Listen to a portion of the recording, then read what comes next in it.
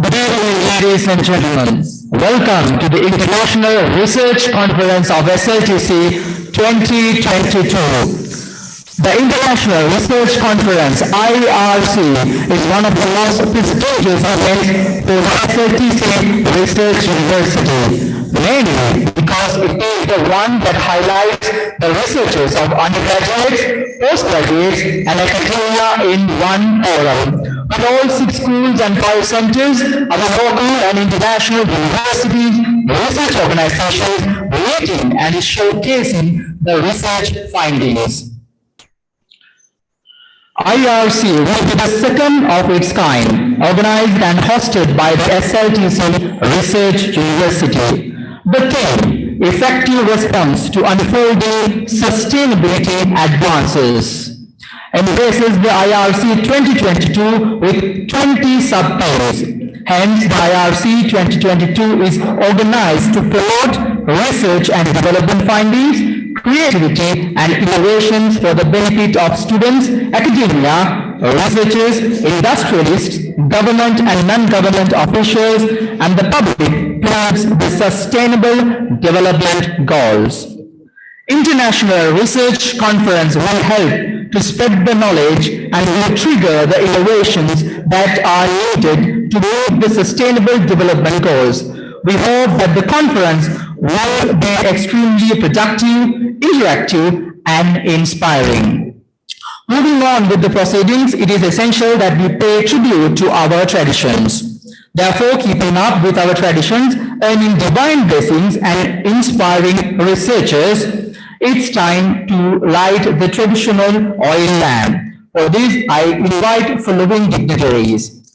Dr. Harsha Subasinghe, founder, CEO of Cogen Group; Engineer Ranjit Jiva, founder, president, CEO of SLTC Research University; Major General Renuka Rawal, guest of honor of International Research Conference 2022; Mr. Ayo Sitkin, CEO, co-founder of Exact Pro Systems Limited; Dr. Rostislav Yavorski, head of research and Exact Pro Systems Limited; Mr. Jagad De Silva, CEO, Exact Pro Systems Limited; Professor Dushyant Nalin Jayakodi, Director, Postgraduate Research and Impact of SLTC; Dr. Nambi Bulavardhana, Director, International Affairs, SLTC; Dr. Udesh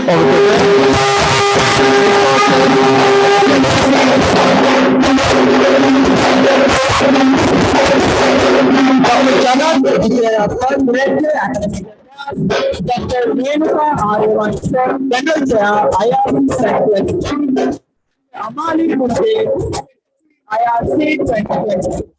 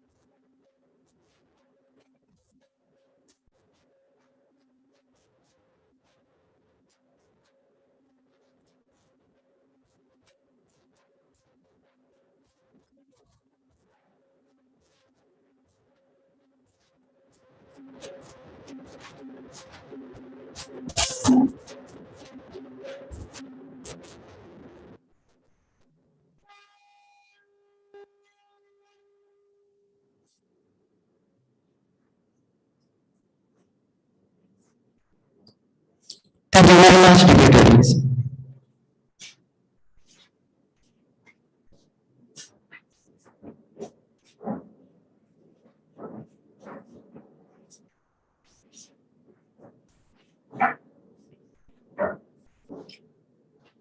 To officially welcome you all gathered here in this evening, I now invite General Chair of International Research Conference of SLTC, Dr. Renuka Aryavansh, over to the podium.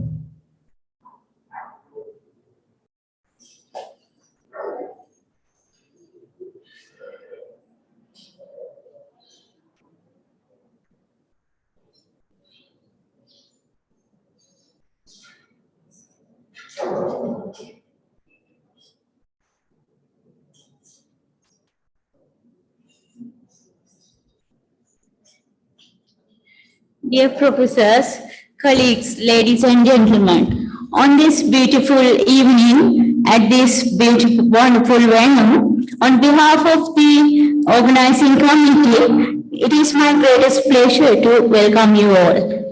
Dr. Harsha Subbasinha, the President and Chief Executive Officer, Gordon Group of Companies, Engineer Anjit Rubasinghe, the Founder, President and CEO of SLTC Research University, Major General Renuka Royal, Director General, Center for Defense Research and Development, Rear Admiral W. Leela, Director General, Electrical and Electronic Engineering, Naval Headquarters. Dr. Jagat Silva, CEO and co-founder, Extractor System Limited. And Dr. Rostislav Yavorowski, Chief Executive Officer, Extractor System Limited. Mr. Asant Gunaratna, Director, Cecilia Naro, and Craft Private Limited. I warmly welcome you all to the International Research Conference of the SLTC Research University 2022, IRC 2022. I would like once again to welcome everyone from abroad and within Sri Lanka to the IRC 2022. This year, IRC 2022 embraced the theme Effective Response to Unfolding Sustainability Advances. And this conference is blessed with 5 keynote speakers across the globe. So I would like to invite you all to be part of the technical talks. This year we have received more than 150 extended abstracts comprising of 40 from the SLTC and multiple from more than 45 Sri Lankan and international universities and organizations. The conference technical program committee has accepted about 85. As you are aware, the IRC event will unfold over 2 days, consist of variety of events. The conference commences today with the workshop on underwater wireless communication, and this inauguration is said to be followed by the dinner. Tomorrow we have lined up about 71 papers as oral presentations, which will be delivered in 4 parallel sessions under 13 tracks. And also 15 post presentation will be showcased as given in the technical program. I'd like to thank you, experienced and young researchers, for attending and bringing your expertise and innovative ideas to our conference. And I like to thank, and also I am sure this program will help to spread knowledge, trigger innovation that are needed to meet the sustainable development goals. I wish to thank you, Chief Guest Dr. Harsha Subbasinha, President, Chief Executive Officer, Gordon Group of Companies, and the distinguished keynote speakers. A key figure in guiding and enriching this event is Engineer Anjit Rupasinghe, the founder, President, CEO of the SLTC. With the ardent support of Professor Dushtya Akadi, the Director, Postgraduate Research and Impact, and the General Chair of the conference, and also Dr. Nandagunanandana, the Director of International Affairs. He also General Co-Chair of the conference, and also Dr. Uday Shortata, Director Resources, Dr. Jagat, Director Academic Affairs, Dr. Amali, the IRC 2022 Secretary, and the Head of Faculties, the Head of Schools, the Member of Senate, and Administrative Officials. With this note, I declare opening of the conference as the General Chair of the IRC 2022 of the SLTC Research University. It is my honor and privilege to welcome all distinguished delegates and researchers to IRC 2022, and I hope that you will find the conference extremely productive, interactive and inspirational, and I wish you all pleasant and enjoyable stay. Thank you very much.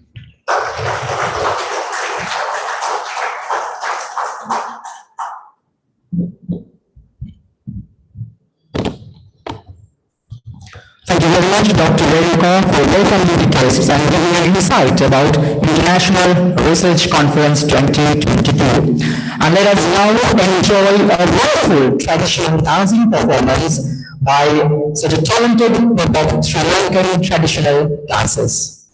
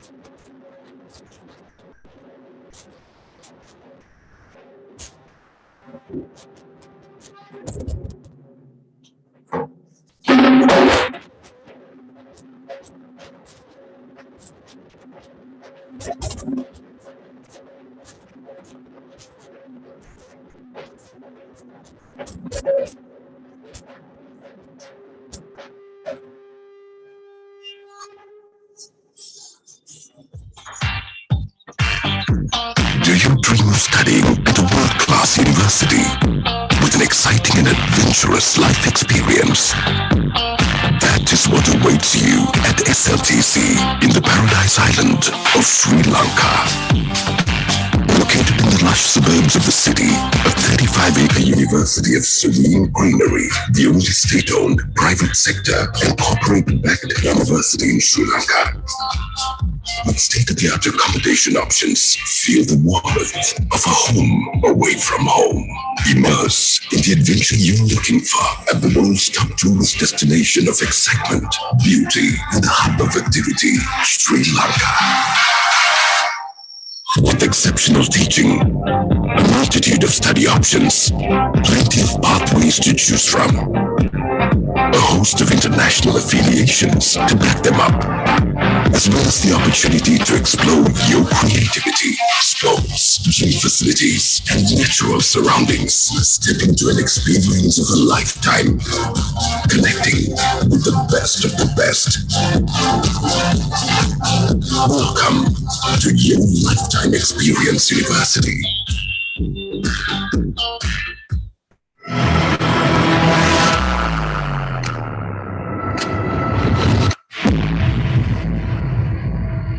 SLTC Research University is the only non-state research university in Sri Lanka and the region. We work on large number of research areas. We have carefully decided our research priorities according to UN 2030 research priority areas. And we work on biosystems, telecommunications, power systems, cognitive computing, machine learning, and artificial intelligence, civil engineering, embedded systems, and the built environment and sustainable technologies like the environment and the biosystems. As we know, research is very expensive. It is comes with the cost. So in order to finance our research, our researchers apply large number of grants and the research funding from European Commissions and the Sri Lankan grant agencies. So far we have attracted about 300,000 US dollars. It is quite big money when it comes to a university in Sri Lanka. So we are very proud of our researchers and also the amount of success proposals that we have submitted. In achieving the research targets set by the university, postgraduate education is extremely important. Therefore, we are working on a number of postgraduate programs. We work on wireless communication, embedded systems, and the PhD in electrical engineering. And soon we are starting with the Indian Institute of Technology, Madras, environmental engineering, computational mathematics, cyber-physical systems, and the Masters of Data Science. And through these postgraduate activities, we believe the students will be contributing to the research portfolio of our university. And SLTC Research University is the first non-state university to embark postdoctoral research training scheme. So far, we have trained 5 postdoctoral researchers, including 2 Indians. In achieving our research and innovation goals, as a research university, training our undergraduate students is also important to us. Therefore, all our local projects and our international projects ensure that there are undergraduate students involved in transferring knowledge, and we believe that next generation leaders in right research and innovation plans. We also train through our parent office. We train our undergraduate students on the innovation projects. For example, we present our students for the World Innovation Expo and Inter 2022 in UN. So there are a number of platforms that we take advantage of presenting our students for the international market. So therefore, if you join with us, you have unique experience of shaping your skills and as a researcher and exploration. The Center for Telecommunications Research is a strategic initiative of SLTC to achieve its goal. City, which has 2 major research groups, the wireless communications and the fiber optic research group. The research focus has telecommunication engineering, nonlinear phase noise compensation techniques, wavelength distribution multiplexing, optical time domain reflectometer, and developing dispersion measurement techniques. The Nanomaterials Research Group has gained an international reputation, and the research focuses on synthesizing gas sensor materials anode materials for lithium-ion batteries, materials for hydrogen evolution, development of industrial and research instruments, and energy harvesting. The major findings include synthesizing nanomaterials for gas sensors and lithium-ion batteries, developing an electronic modes for coconut oil standardization and food quality management. The main focus is to synthesize metal oxide nanostructures, synthesize graphene from Sri Lankan natural graphite for different applications, and synthesize 2D molysulfide for hydrogen evolution. The hydraulic lab research focuses inclined on the evolution of performance of permeable and post-permeate in urban landscapes, climate variation and hydropower generations in semi-level hydropower scheme, optimal irrigation scheduling and alternatives for paddy cultivation in the dry zone, and the irrigation water management at Parakrama Reservoir in the dry zone of Sri Lanka. The tissue culture lab addressed the solutions for upcoming challenges in orchid and the optimization to develop plant species specific culture media conditions.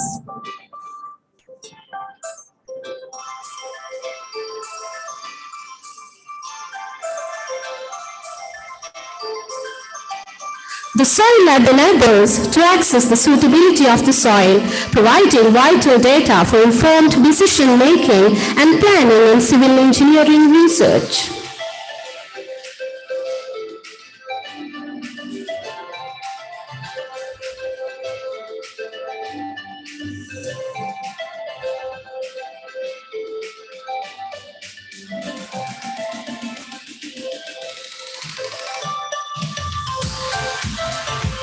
Areas of open land for the field research in line with collaborative and affiliated research in agriculture.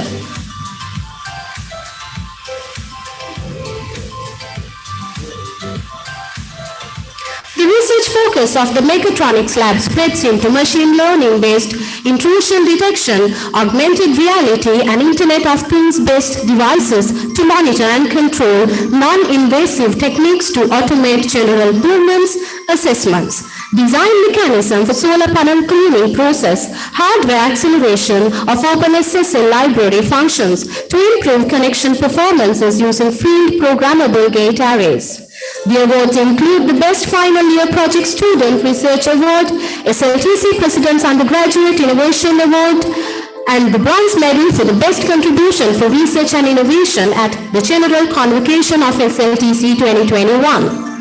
The Electrical and Electronics Lab is utilized for performing research related to the fundamentals of electrical and electronics engineering, a core discipline devoted to the study of the principles of electricity to develop machines, devices, and systems. The research focus of the Biocluster Labs is the non-destructive food quality assessment, extends to the grading system for mango and prawn using machine vision and application technologies such as designing rapid decomposing units, filtration units for biogas, and the production of biodiesel. The most significant award includes the Best Presenter Award for comparison of different convolution neural networks for ripening and decay, stages classification of mango at the 3rd South Asian Conference on Interdisciplinary Research 2021. The research focus of the HRA management disciplines inclined on the rubber rice pact on the people-to-people bond between China and Sri Lanka, factors affecting graduate employability in academia, building resilience in education, and the flipped classroom as a teaching and learning model. The music school transcends the typical music studies and covers the science and anthropological course of the study of music, starting with an in-depth insight into music and exploring deep connection between music and mankind. The research focus lies in the effect of transcultural diffusion on Vedas music, music of Ceylon in the context of colonization and decolonization, caste system and music, impact of religion on Sinhalese music, cave acoustics, politics and pop music, musicality of the Sri Lankans during the post-internet era, and many more.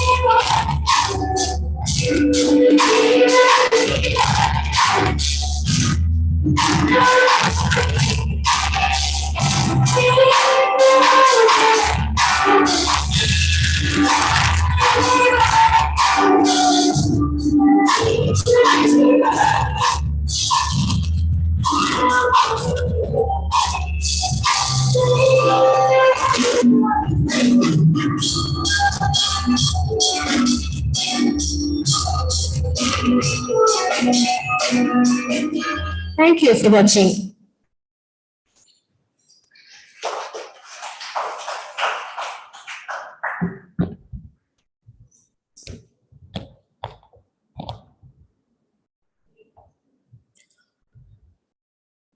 SLTC is a corporate-powered residential university in Sri Lanka, promoting research and innovation while producing talented young graduates to drive the development of this wonderful country.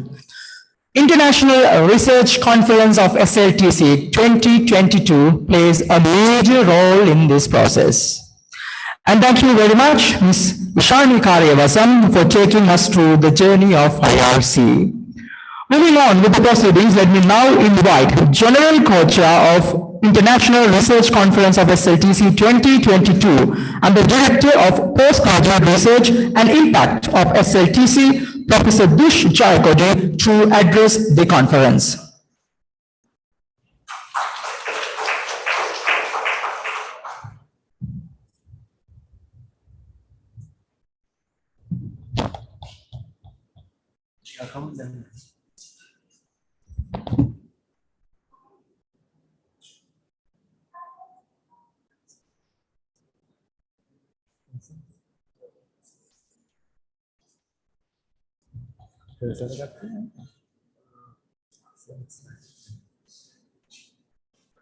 So good afternoon, everyone. I'm very pleased to be here today and very happy to see all of you. And thank you so much for accepting our invitation and be here in this afternoon. So we are opening in this note the IRC, our second edition. So this is going to be our actually the first physical IRC experience for all of us.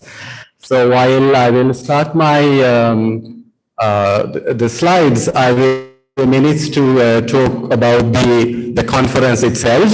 So we have about 150 papers accepted in submitted in this year, and out of them about 80 something, about 82 or so we accepted. So it is a quite challenging task for the technical program committee to accept and select the best papers possible.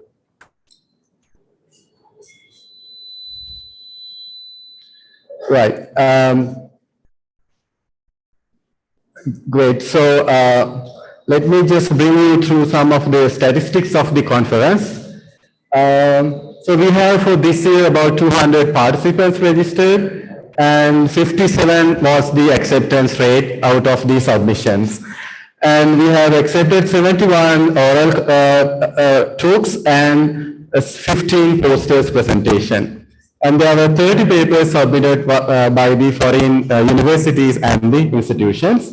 So we had to employ about 160 reviewers to get these papers, reviewed. And many academics and all our colleagues know organizing this conference is really almost a nightmare. So we have put together a lot of efforts in organizing this. And I think this year we are blessed with our young staff members who took the challenge and organizing it. And when we walk down to this venue, you can see all the decorations. This all done by our students. So we are very blessed with these talented students and the talented faculty members. Right. So in this year's conference, we have 9 tracks and then 13 sessions altogether. So in the organizing committee, we had SLTC academics and also the foreign and the local other academics help us to make this event success. There were about 30 members in it. So we must also thank our sponsors, except for our colleagues and also Abans. So I must also mention the host of this conference is the Office of Postgraduate Studies, Research and Impact. and the ORIS and School of Postgraduate Studies and Research. So this year we were greatly supported by the colleagues at the School of Technology and Center for Telecommunication Research.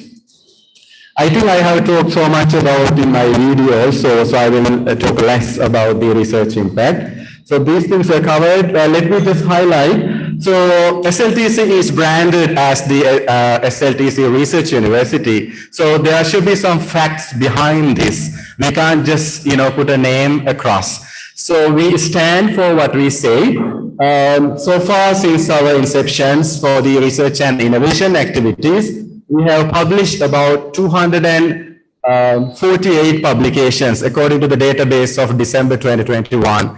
So currently we have exceeded about 300 articles and the international conference papers. So all these papers are benchmarked against the Scopus, that is the quality line in academia. So we only take the papers which are indexed in the Scopus database.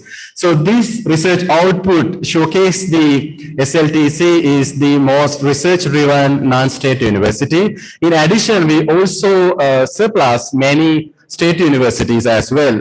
So the visionary leadership at SLTC provide the right talent and also resources for academic to engage in R&D activities.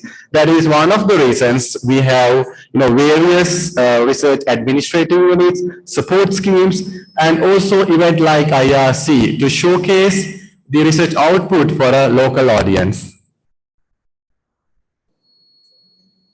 Right, this is the summary of the last year's research output. Faculty of Engineering has published about 77, and Faculty of Computing 4, Faculty of Arts and Science 3, and then Faculty of Management Studies about 17. So this is quite large number of publication in South Asian region. So we must be very happy on our the standing, and I think from here onwards we need more support from our staff, our students, and our stakeholders to bring us to the next level of our journey. So there are a few highlights I must mention. So SLTC Research University has, our publication portfolio is about 300. And in 2018 and 2019, we published the highest impact paper in the area of physical science and engineering. And we have attracted over $300 external research grants through European Commission and also various research foundations across the world. So we are largely rely on the external funding that we receive from abroad. We have about 63 faculty members. Retention of these faculty also quite challenging. So far we are doing good thanks to the research driven and the interest that we have. So in order to offer platforms for our students, researchers, and our stakeholders and our industries that we collaborate with, we organize multiple events. So IRC is one of them. And in about 3 weeks' time, we will have a 60 wireless workshop in SLTC as well.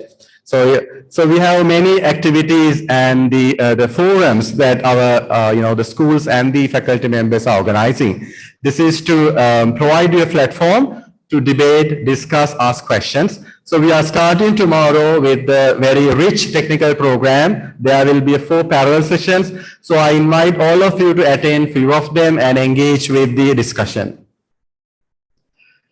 So the student innovation also quite important in our success. Therefore, we train our undergraduate students and we teach them how to do research and the innovation, and we present their projects to number of international platforms. So far we received about 20 awards from World Inventions Expo. For this project, we work with the Intellectual Property Office of Sri Lanka. So this is a seed funding scheme that we launched in 2019. So many of the articles that are published in IRC 2020 are also originating from our initiative of seed funding. So for this year's conference, we received about 50 extended abstracts from the SLTC, and we realized that about 40% of them are resulting from the early access of the responsive research seed grant. So these are the European grants. I think, Dr. Nanda is the major player of attracting them. And there are some of the other international grants that we attracted, right? The postgraduate activities are also quite important. So currently SLTC has few taught programs. They are largely on the engineering. And we also sign up agreements with IIT Madras in India. With this initiative, we already launched a PhD program in electrical, biotechnology, management, and data science. So it is just in the fall semester. And so there will be a few master's program coming up as part of the SPSR or the postgraduate school. So in January, Masters in Electronics and Communication Engineering, and the Conversion Masters program of IT, MBA in Engineering Management, and the Geotechnical Civil Engineering program. So in addition, with the support of Indian Institute of Technology in Madras, in January, we will be launching Cyber Physical Systems, Computational Engineering, Data Science. And we also, I think for the first time in Sri Lanka, we will be also launching MBA in Bar Management. It will be, I think it's going to be quite fun.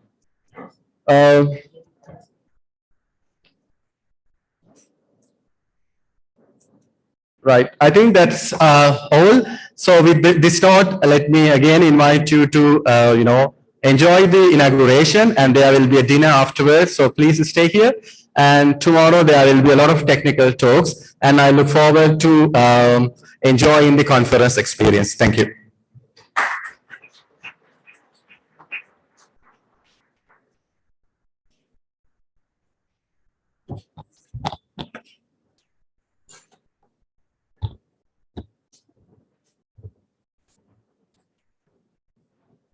Thank you very much, Professor Tish, for that wonderful and insightful speech. Moving on with the proceedings, SLTC Research University is a paradise for students with multiple talents. Actually, music is a universal language which can heal the souls of the people. In other words, music is an interesting theme for research. Why SLTC has launched a separate music school to do more research on music. So, let us now invite the talented spirits of SLTC Music School to entertain all of us here in this conference, focusing on the impacts of colonization, transcultural diffusion of Aboriginal people music from the 17th century to 21st century. So let's do enjoy the performance. Over to you for the spirits of music school.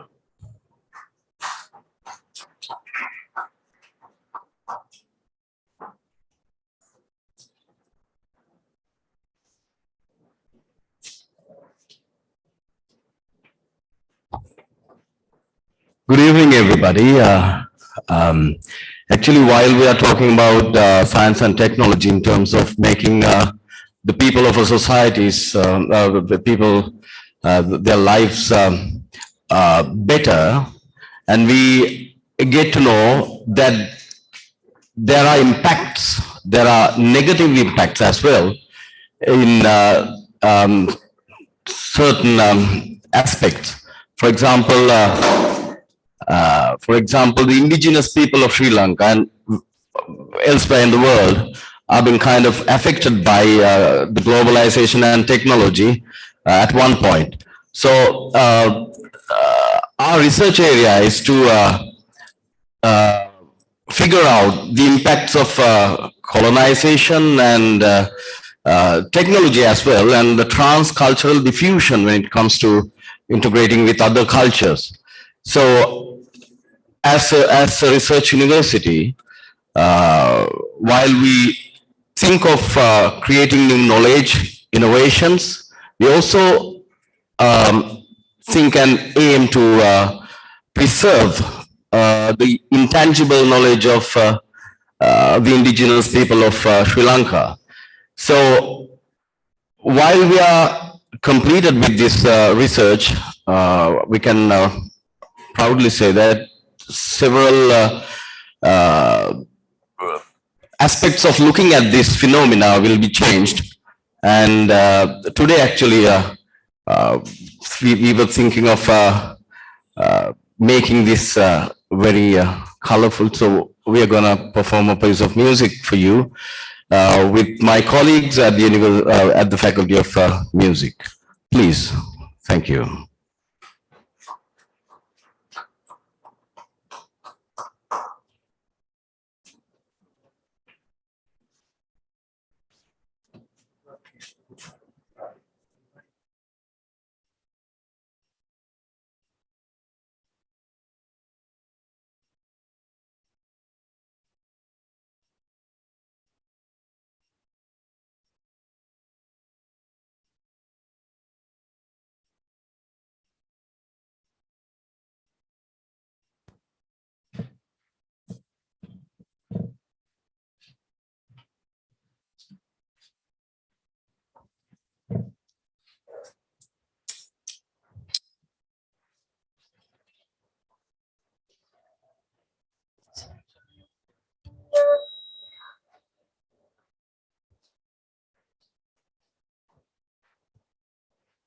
Check.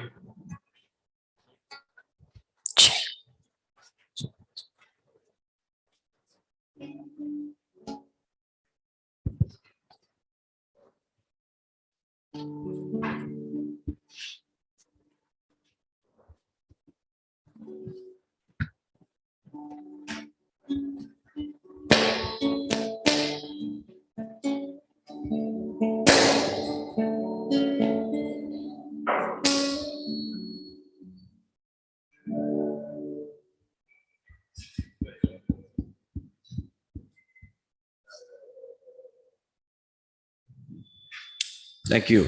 Check. Check.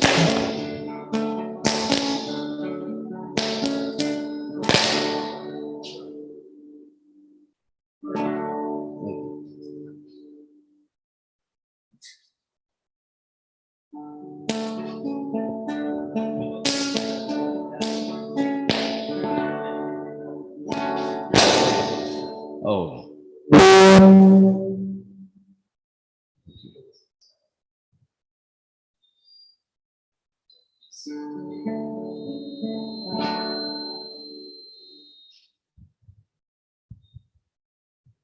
Sorry about that. Thank you.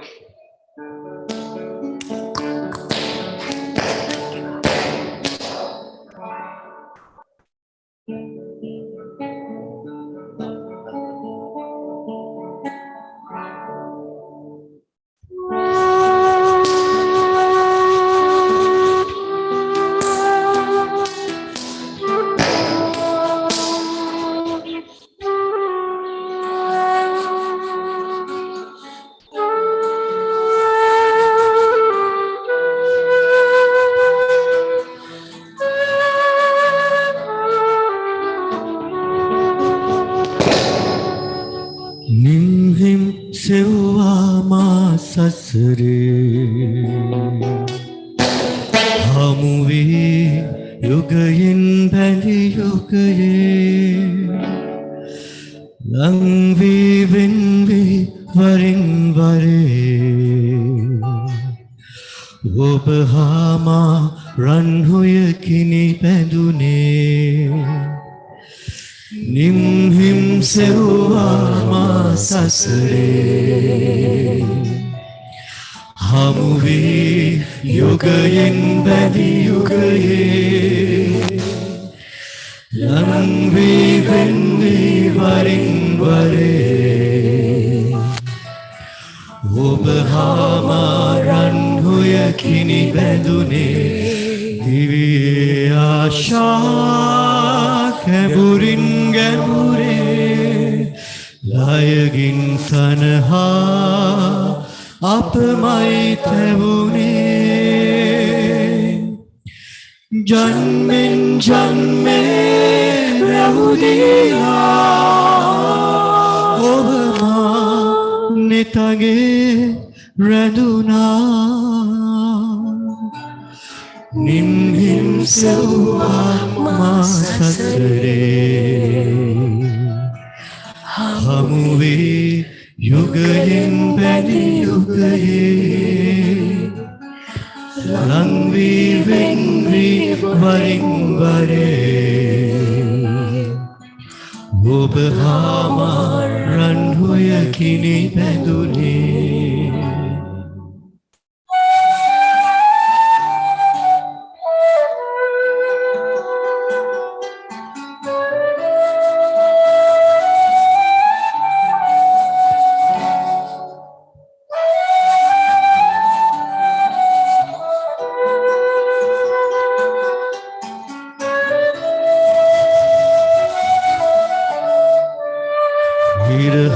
සේමා පැතුමන් පැතුවා සැනසුම් සයුරේ සුසුමන් හෙළුවා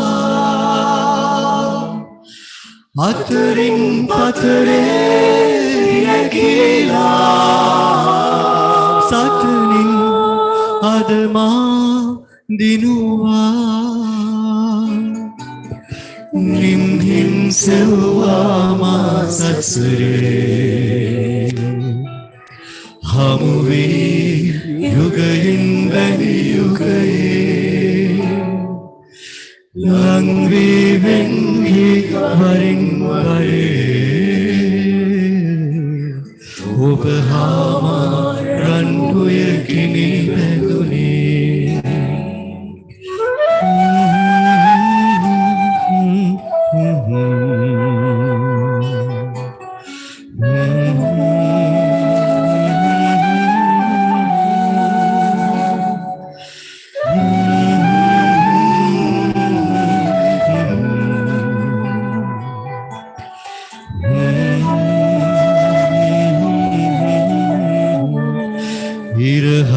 සේමා පැතුමන් පැතුවා ධනසුම් සයුරේ සුසුමන් හෙළුවා අතරින් පතරේ විය කියලා සටනින් අදමා දිනුවා නිම්හින් සෙව්වා මා සසරේ හමුවේ යුගයෙන් බැඳි යුගයේ ලංවී වෙන්වී වරින් වරේ ඔබ හා මා රන් හොයකිනි බැඳුනේ ඔබ හා මා රන් හොයකිනි බැඳුනේ ඔබ හා මා රන් හොයකිනි බැඳුනේ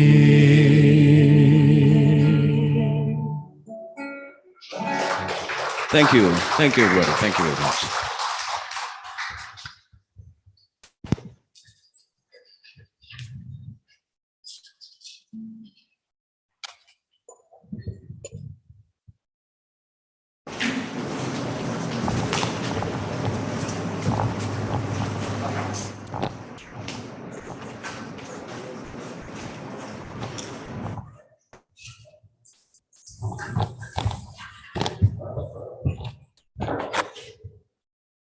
Thank you very much, SLTC Music School, for that wonderful and innovative performance. And now, ladies and gentlemen, we respectfully invite one of the best innovative minds in Sri Lanka, a person who make a dream come reality. Chief guest of this evening, Dr. Harsha Subasinghe, the President and CEO of Cogen Group of Companies, to address the International Research Conference of SLTC 2022.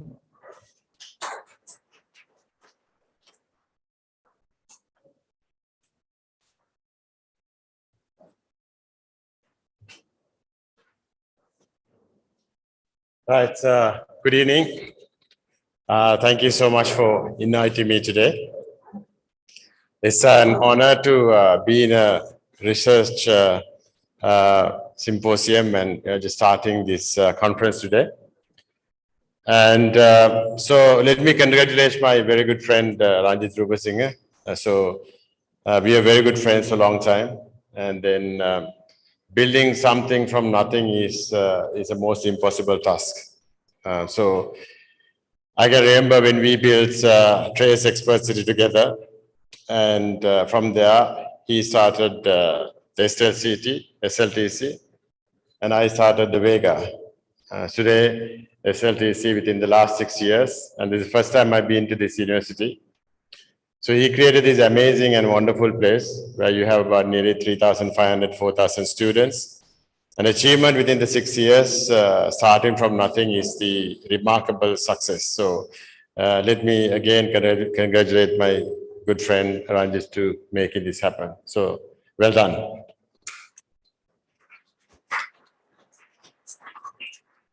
So we are the same.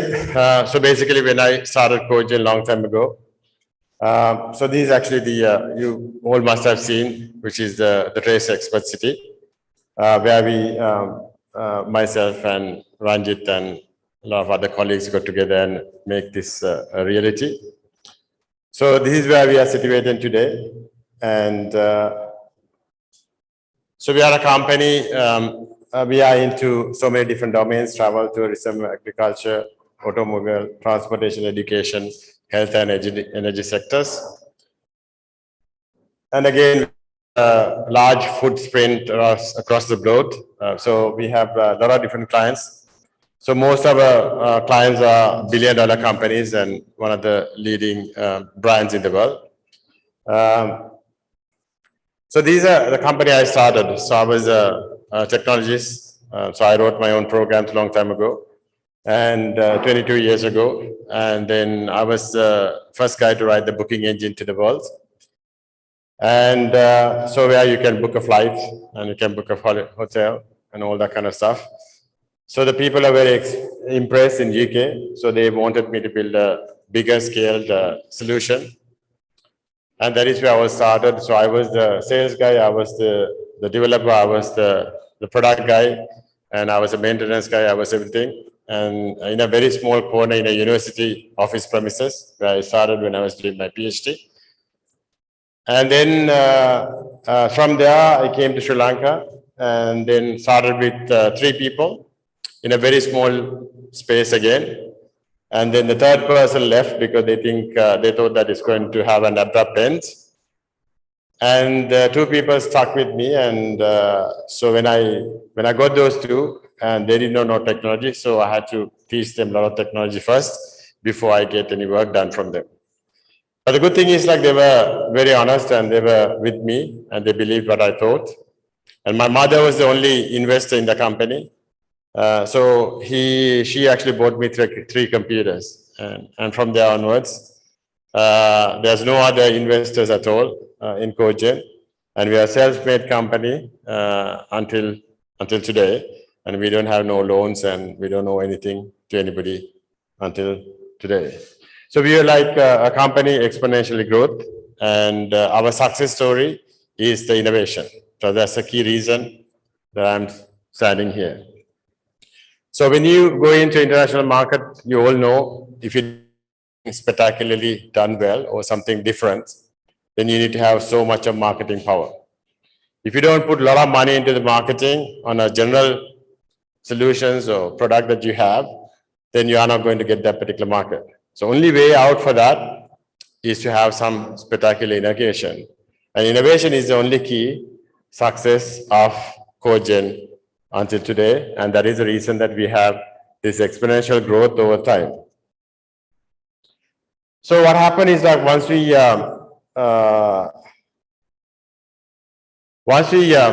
succeeded on that particular market, so we thought that we want to go there and help the world. So that is where our second journey started 8 years ago. For myself, I was pretty much on a sustainable guy, and I wanted to work on sustainable solutions. And I was working with Tesla Solutions for the last 15, 18 years or so. And I was working with another company called Fisker Karma, and I was working with another company called Lightning in UK. And that's a long time ago, long before anybody thought about electric. The reason behind it is, like, when I was pitching every single day to most of the speeches I had, I was saying the same story again and again and again and again. I'm going to repeat again and say that why we need to stop this global warming. Only way that we can stop the global warming is to stop the carbon and stop the greenhouse emission as fast as possible. And we are too late anyway, because this could have done about 20, 30 years ago. We did not do it. Now we actually seen those repercussions right now. If you go there and see the statistics, and you can see in UK, I live right next to Thames River, and it's actually dried up. It's about 50% of the water has been dried up. And most of the European countries, the water has been drying up. And then if you go to California, there's a huge water shortage. And Salt Lake was never dried up in US, and this time it has dried up more than 2/3. And also if you go to China, the bigger river has been dried up, and Pakistan, you had a lot of floods. And also most of the places now you have wildfires, and you can see even in Greenland, the ice is melting. So it's a matter of time we are going to face those consequences. So that is the reason that we've been looking for solutions long time ago. How do we live and how do we make the world to become sustainable as fast as possible? So we've been complete sustainable solutions into different domains. So our whole objective is to find solution, urban sustainable solution, and also the rural sustainable solutions. So in there, we went to a few different verticals, which is the automobile or the transportation area and energy sector, and also into the agriculture sector. And then in order to make the huge impact of what we've been doing, that is where we started 8 years ago, building this first supercar in Sri Lanka. So this is the only car in the history of Sri Lanka that has been showcased in Geneva Motor Show. And also this is the only car had a VIN number, so vehicle identity number, that has been produced in Sri Lanka. And that is the only car that has been produced from the scratch until to this level, all manufactured in Sri Lanka. So that's a long journey, but it's a long learning curve, but we learn a lot. And that is what the first spec of developing that is to make the car run under 3 seconds, or we hit 3.15 seconds, and to do about 250 kilometers per charge, and also about 250 kilometers maximum, the upper limit of acceleration. So we managed to do all of that. And so this is actually showing you some of the videos to, I don't know, you guys can play this one.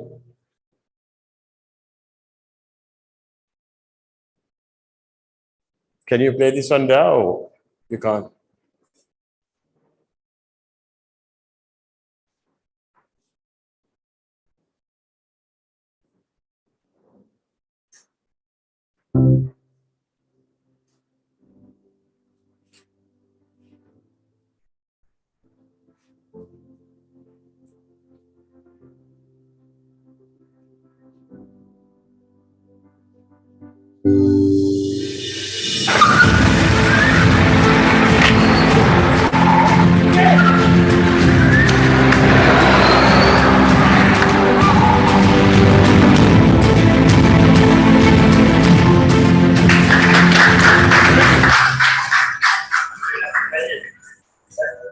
So that's actually showing you the one of the performance tests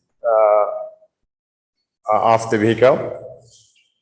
And so these actually, the good thing about this vehicle, when you come to R&D, what we're looking at is end product.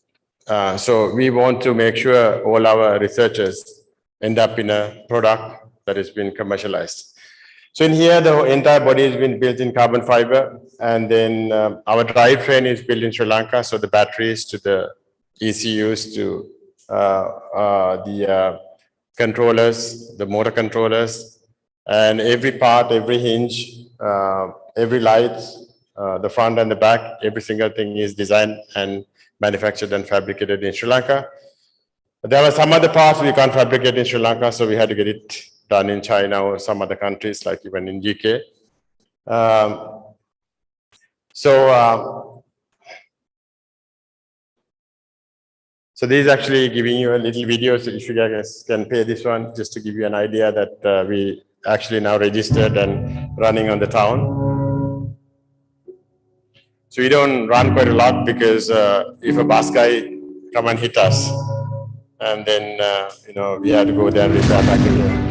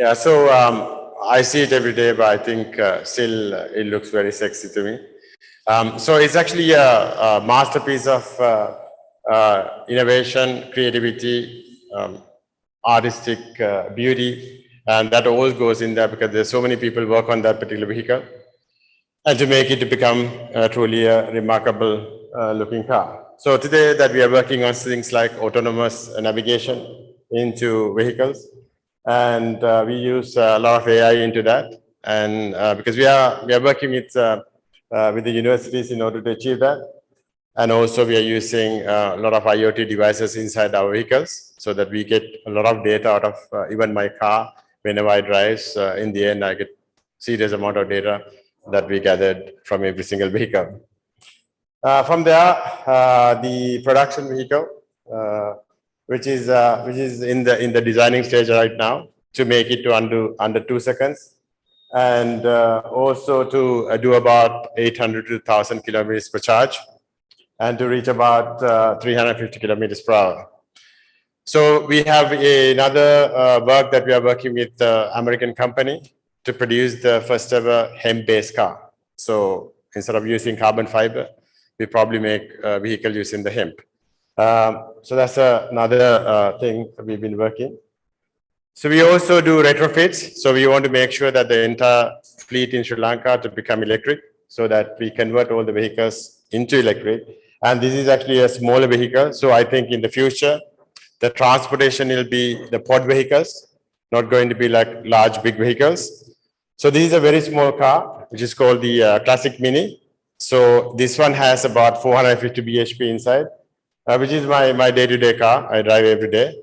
And this is the only car that has been registered electric in this country right now. But this has a lot of power behind it.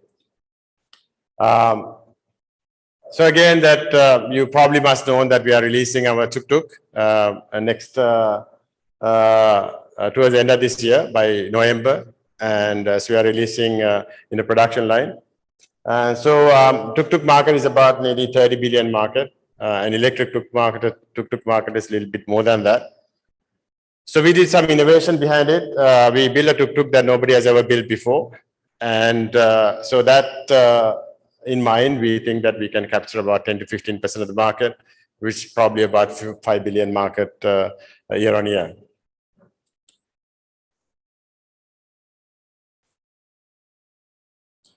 So this, there's one of the things that we actually done this tuk-tuk is like you had a crumple zone at the front, and then also had the side impact and also the roller cage. So it has the most safest tuk-tuk right now around the world than any other tuk-tuks available in the market. And then it has a boot space at the back where you can put 2 suitcases, and you can have a cargo space. You can put a basically television or fridge or something, and you have doors and you have air conditioning as well. And then you have a solar panel which does about 25 kilometers every single day. So per charge, it will do about 130 to 160 kilometers, and you can expand the range to about 200, 250. So this is actually the air conditioned version, and where you can have, the people, no dust, and then you can have AC inside. So this is actually the tractor replacement that we've been doing, which is the ATV, which can use it as a sports vehicle as well as a tractor replacement. So that you can have you can carry your fertilizer and you can carry the fruits, and then also your cultivation on a very rough terrains. So this actually gives you a little bit of video about that.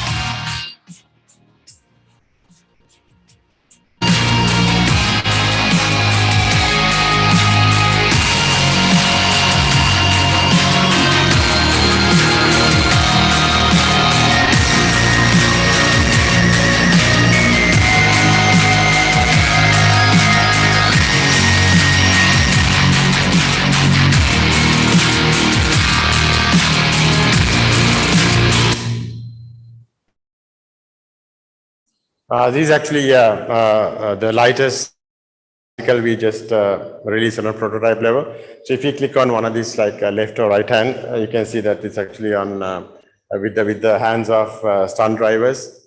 So we are trying to make this truly a stunt bicycle, and it's extremely lightweight and very powerful.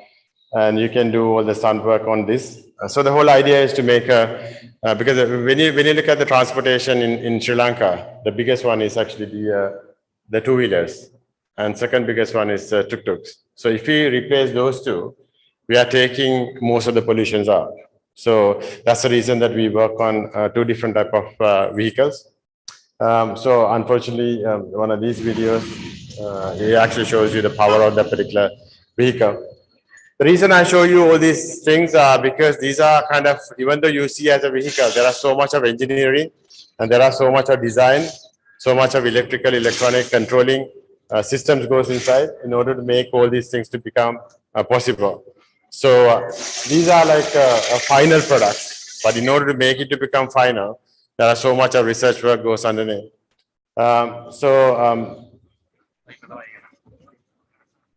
So these are actually pretty dangerous stuff only done by the stunt riders.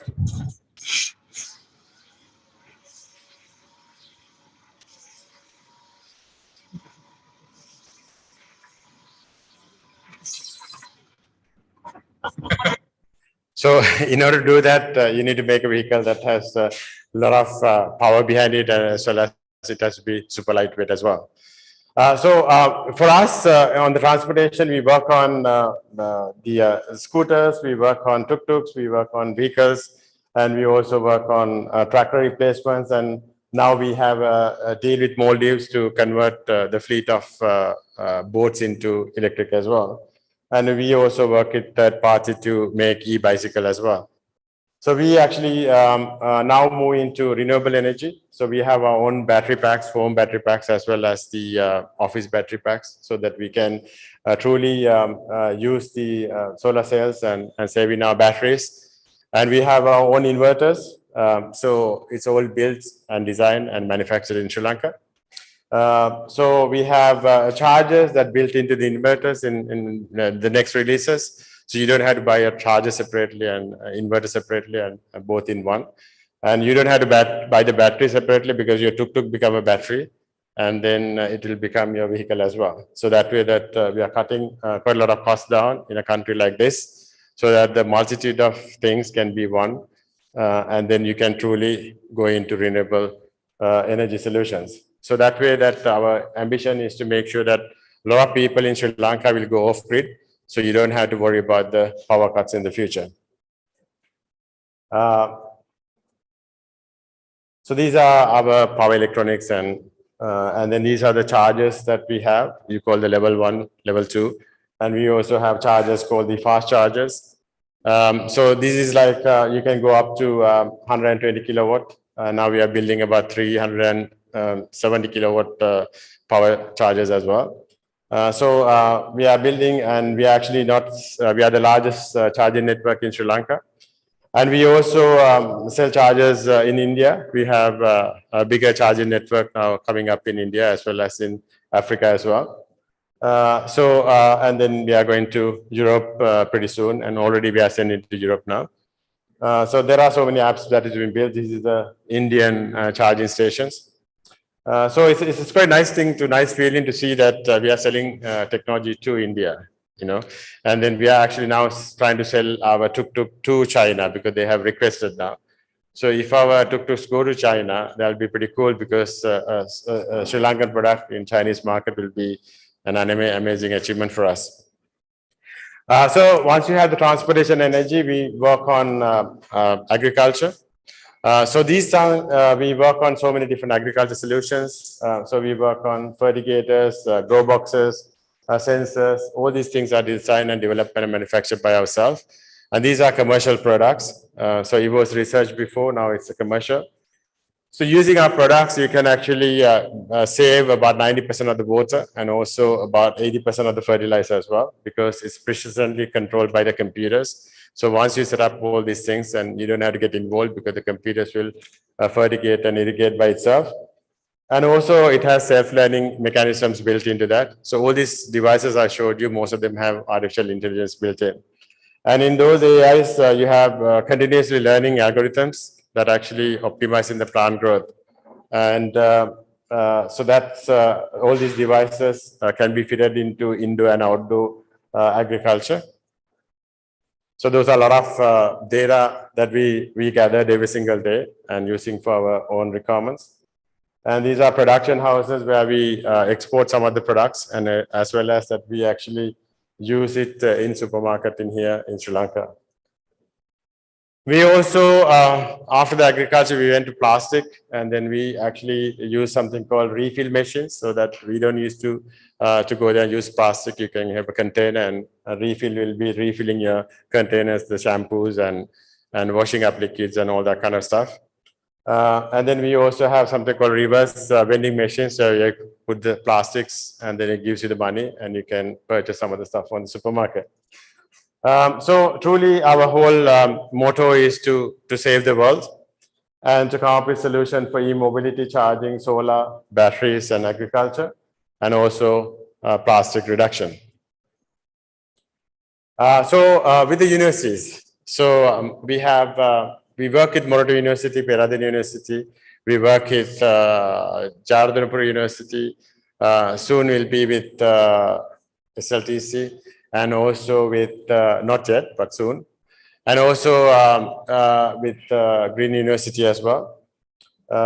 So we encourage the core research work to be conducted in the universities itself. So we have something called Qubit Labs in all these universities. So we are offering PhDs. Those are not the normal PhDs. What we are offering is actually the commercialization PhDs. So every single problems that we have, we go to the university and conduct PhDs, and we fully fund them, and we pay for the students as well.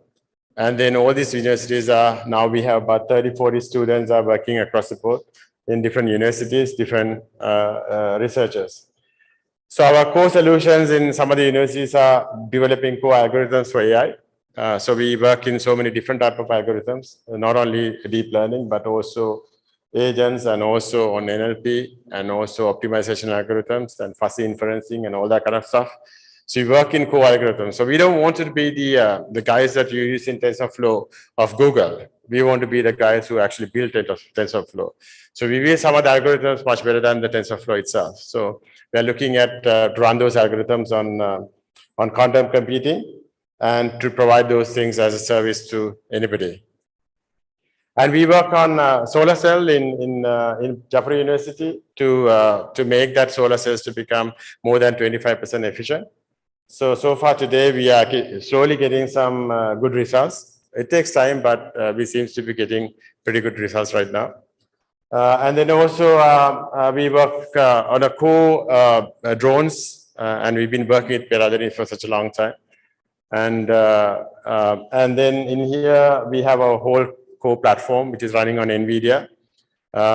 So we have got onboard computing power inside.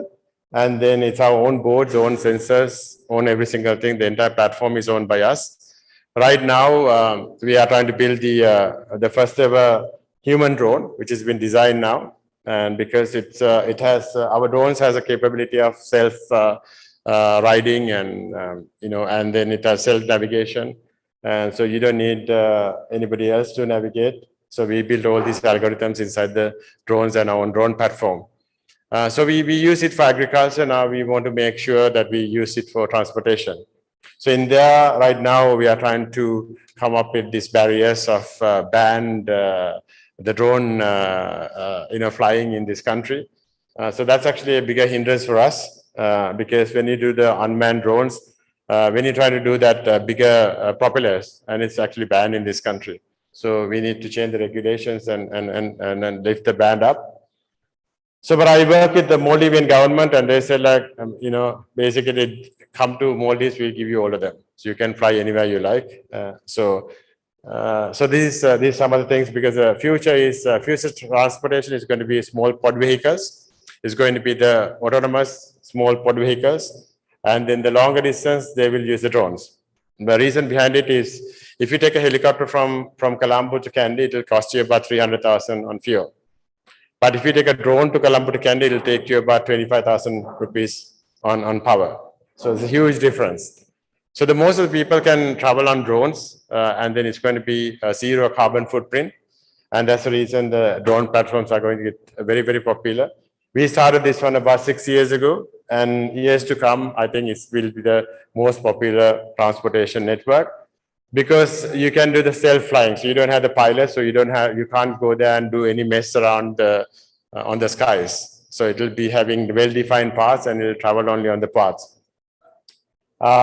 Then again, we built our batteries, and today we have got really good results on something called the flow batteries for large storages. So these are all the chemicals we can find in Sri Lanka. So not the lithium based, you call the non-lithium based batteries.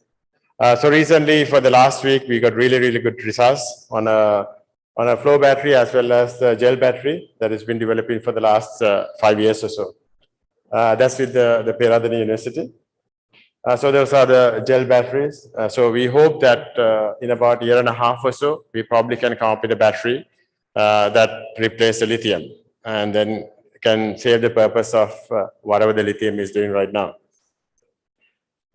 So these are some of the active results, and we also have supercapacitors that we've been using and developing in Sri Lanka. The reason I show you all these things are these are the things that we can actually do in Sri Lanka and very useful for our own products itself. Sorry. So yeah.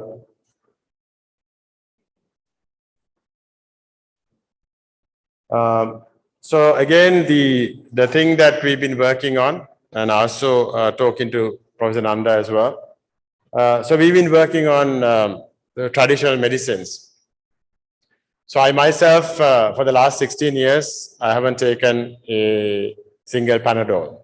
So I was living with indigenous medicine. 16 years ago, I also, before I used to drink a lot and smoke a lot, and I did every single thing book said, don't do it. Okay. So I was not a guy who did anything moderately. I went to extremes, and every single thing I do goes into the extreme. So I used to drink about a bottle of whiskey every single night. So I don't drink a glass of wine, and then also smokes about few packet of cigarettes. And then 16 years ago, I stopped every single thing in one go, and I've been a non-drinker, non-smoker, and a non-gambler, and also I actually been a teetotaler, and I stopped eating meat, and I've been a vegetarian for the last 16 years. So when the doctors are saying that without the protein you're going to die, I should be dead by now, but I still have the meat. I'm still surviving. I do day-to-day work, and all the doctors, whatever they're saying is not true. So when it comes to indigenous medicine, there's a long history, long story. And Professor Nanda, I have to congratulate him for what he has done during the COVID time, which we did quite a lot as well.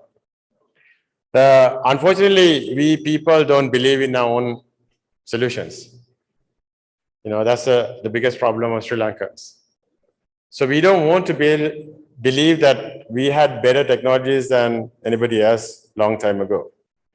And today I go behind and see what happened in Sigiri. How did they actually pump the water to stop?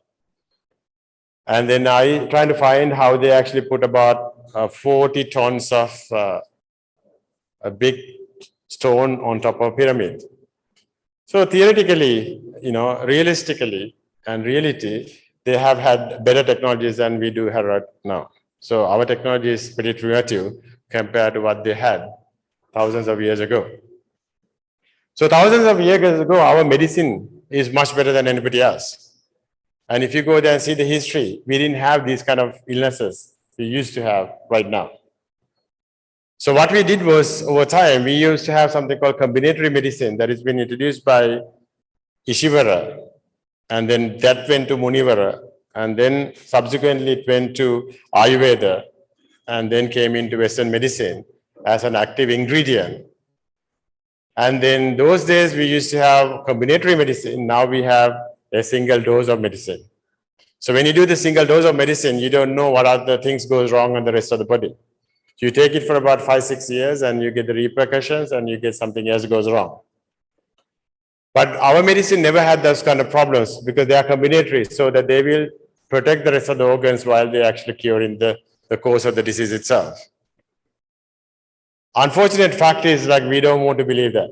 We want to have quick solutions. And because of that reason, we completely discard, because of few rogues in this country, we completely discuss our heritage and our abilities and our secrets that Sri Lanka ever had. And our talents and our capabilities are being tarnished and it's been completely put into a side.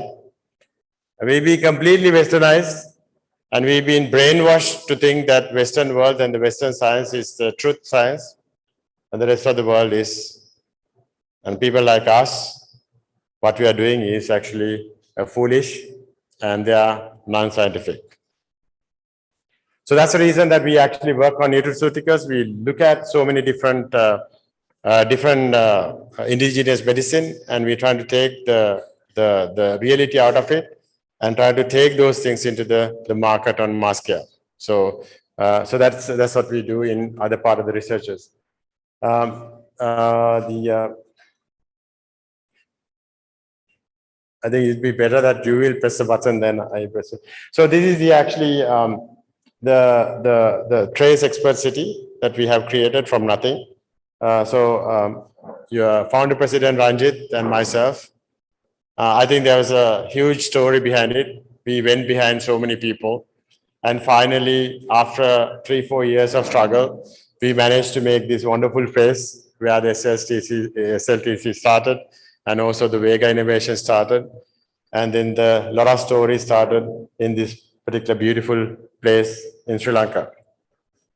Reason I show you all these things, because we always believe other side of the grass is greener. We think the world is not in Sri Lanka. We think when you go to Europe, it's much better life. We think when you go to Australia, it's much better life, or Japan is much better life, or America is much better life. And we think Sri Lanka is the worst place to live, right? But when you convert those things, when you compare that one to Silicon Valley, and then you realize, my God, this place is much better than Silicon Valley. So when I get clients coming from those places, they look at this one and say, I never thought that you have a better place than our offices. So that is what we can create. But what we don't do is like we don't take any steps to do that. So we don't have any starving and hungry solutions. There's no way that we can starve. The reason that we starve or we don't have food, we can't have the food scarcity because we have fresh water and we have sunlight. We can grow food every single day. But nobody bothers to grow food. That's the problem. If you go there and put a jack seed and a coconut plant and a mango tree on your birthday, in 3 years' time, we will have 22 million jack trees, 22 million coconut trees, and 22 million mango trees. When you do have, jack tree will provide enough food, right? And coconut will provide enough coconuts that produce about 20 coconuts a month. So if you don't have a land, you can grow in somebody else's land. That's what we do in Trace. We go there in the railway land. Whether they like it or not, we go there and grow it, and every single day. So today, I grow about something like 3,000 trees a month, and to make sure all those abandoned the Mana lands in the hill country will be one of the lushest land in Sri Lanka. So that way I do myself to make sure that all these trees have been grown. And even if you see Trace, if you ever came there, you can see a lot of trees are there in the middle of urban city. So this is taking that one forward is the next step of Expert City. We are trying to move this one to a sustainable, where when you see the students, if you have a beautiful environment, what happens is like they think if you go to, up country, you have these beautiful environments where you can live, but nobody believes that those places are better than Switzerland, right? So we are building something called Expert Village so that the people can live and work and do vegetations and every single thing in a single place. So we already source a place where you have the lakes and beautiful views, and we are building these beautiful office spaces where they can work and they can have a lot of recreations, and then they can have agriculture. So the agriculture in here, and then it's a completely sustainable village, and you call this sustainable techno village for work and live and enjoy life. So that is something that we've been building right now in part of Kandy, on the hills of Kandy. So next thing I always encourage is to build a place that the people can develop their minds. So I know that you guys, I don't have to put the rest of the slides in there. But what I always said is like, I always work with something called passion. If I don't have a passion of anything, I don't do it, So I always say is one person with passion is better than 40 people merely interested. I always work with the passionate people. And with the other people, you don't get any result. It's just a job. And then I always see, do it with passion. And if you don't have that passion, don't do it at all. So when I come to universities or researchers or anywhere, I will always say to the students, if you are not passionate about doing this thing, just don't do it because your parents tell you, somebody else tell you, just because you are going to get a graduation or degree or something. And that is what I've seen in SLTC, because you can pick and choose the subjects, so that you can pick and choose the subjects that has been passionate about, where you can take those subjects and make that passion to become a reality. And then what I always trying to talk to a lot of people is that the difference is, as I said to you before, how do we have a food shortage in this country? If you grow all these things every single day, we can't have a food shortage. if you go there and grow, manioca in here, and then if you grow tomatoes, and if you grow, anything like beans or something, in about 2-3 months, not even that, 3 weeks, 4 weeks, you can get the plants. And you can get wambotu, and you can get bandaka, you can get all of that. So only problem is that we don't grow. If you don't grow, then we will have a food shortage. If you do grow, we probably have over amount of food, and we don't even know what to do with it. And if you grow now, we can see a lot of people I've seen that they actually grow a lot of things on grow bags. And they probably have a lot of sufficient vegetables for their own needs. So the whole thing in Sri Lanka is like we can have a renewable energy because we have plenty of sunlight. Only thing is we don't try to make it to become renewable energy. If you do that, it's going to cost us only about $2-3 billion. And if you go for nuclear, it's going to cost you about $5 billion. And then the return is about 2 years. But if you go to solar, it's going to cost you about $3 billion. But the return is going to be about 3 to 5 years maximum. So 1 gigawatt solar, just panel itself, is costing us $270,000 or so $270 million. So, and then fixing and fitting and all that will cost you about $600 million. So our whole power utilization is about 3 gigawatts. And then that's cost us about less than $2 billion. And if we did that, we could have saved $6 billion of fuel imports. So basically, and if you look at all the transportation, so basically bicycles and the tuk-tuks become renewable. And that way that transportation will be renewable. So you really save about $4 billion. If you save about $4 billion and if you start growing food, so we have the food, we have the energy, and we have the transportation, and we have the water. What else we need? But if we are a country, we can actually live in the beach. We can go to the beach and put a, towel in there and we can sleep without no issue. We don't have to go inside because we don't have freezing cold weather and we don't have extremely hot weather. We have this reasonable weather and it's a blessed country. So for me, this is the most amazing country I ever lived. For me, this is a country that I always cherish because this is a country that no other country can ever replace. That's the very reason I try to find a lot of solutions in this country. So only difference is like how you've been brainwashed. So the brainwashed, if you take, the beliefs have been changed and your thoughts will be changed and your actions will be changed and your results will be changed. Whenever we're trying to do this expert city, everybody says it's not going to happen. When you're trying to do the supercar, they are going to say it's not going to happen. And I'm pretty sure SLTC is the same story. And when Ranjit went alone in that particular little office, everybody thought this guy must be mad to build universities, right? So only thing is that we believe in ourselves. And because of that reason, our thoughts changed and our action changed. And because of that, you can see the results.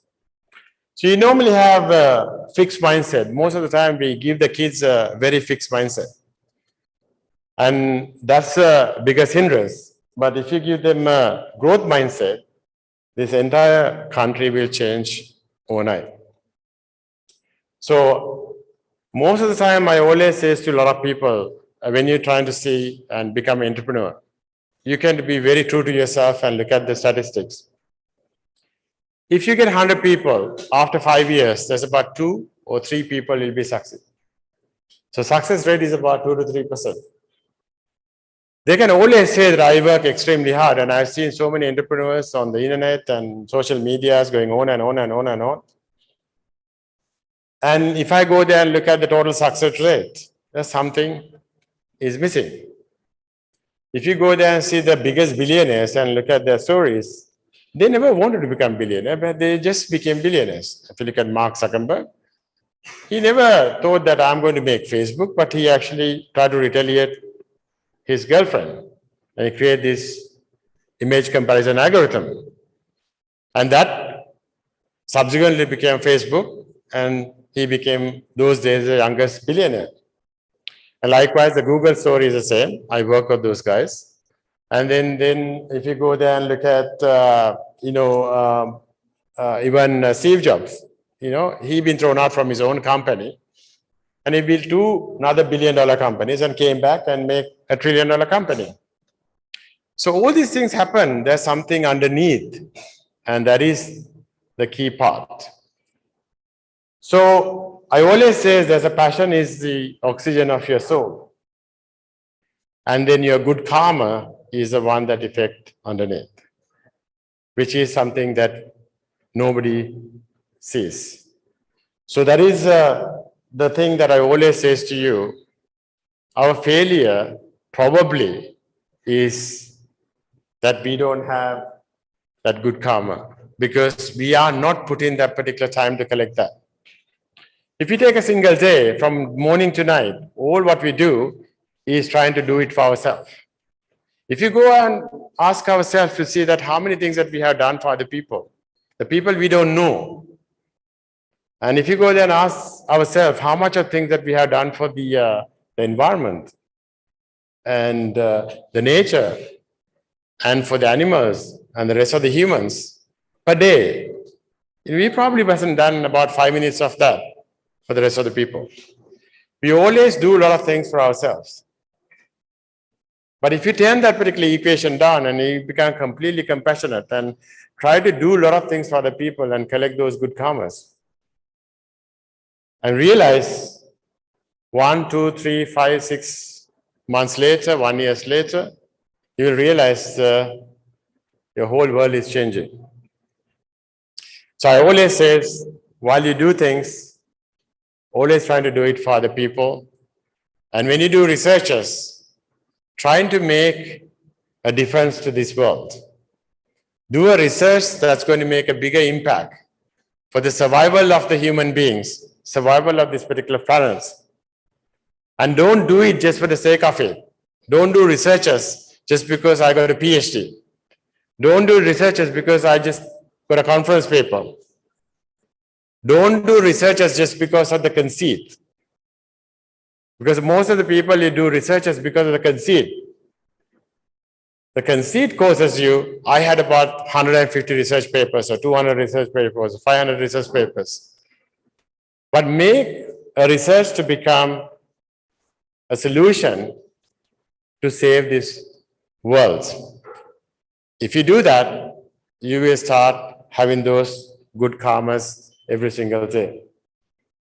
The last one, I always tell every single person, there's this world that we've been living in that's called the sensory world.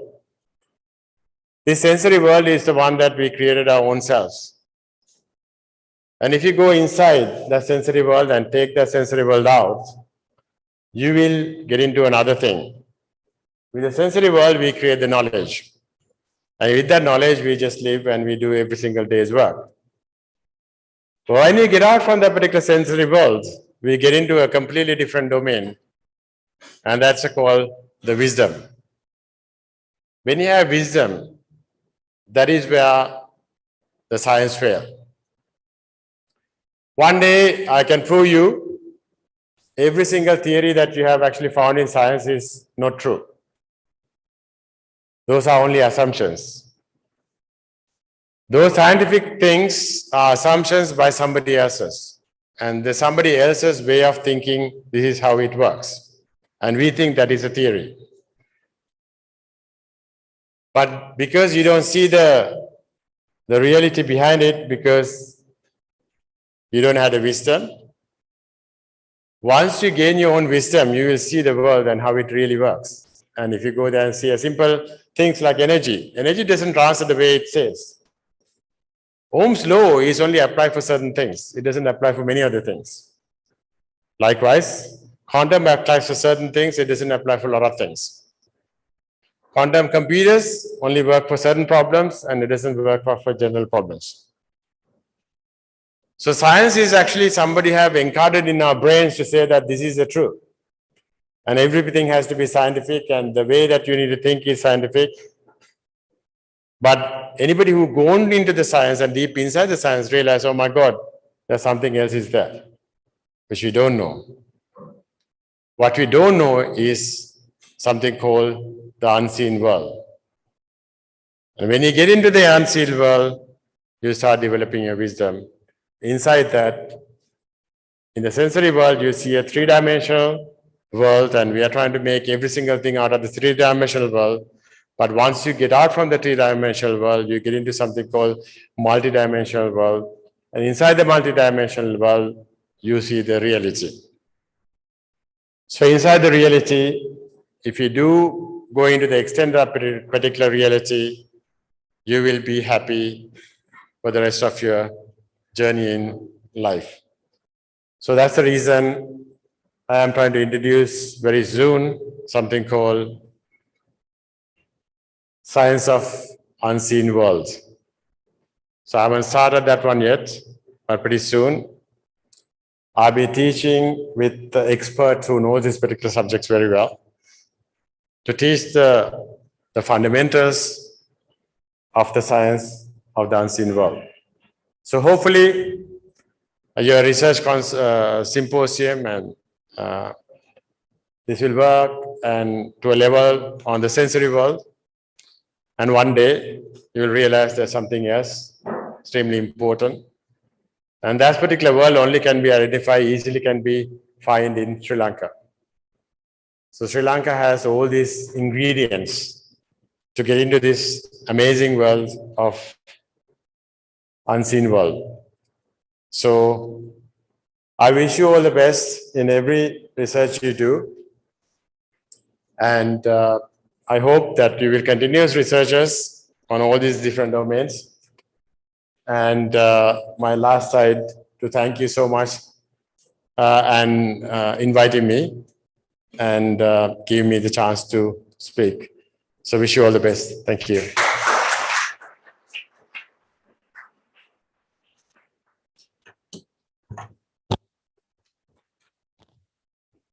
Thank you very much, Dr. Harsha, for that insightful and most importantly, inspiring speech. So as a gesture of gratitude, we have prepared a token of appreciation to Dr. Harsha Subasinghe. So I would like to invite our founder, president of SLTC, Engineer Ranjit G. Rubasinghe, sir, to present the token of appreciation to Dr. Harsha Subasinghe as a gesture of gratitude.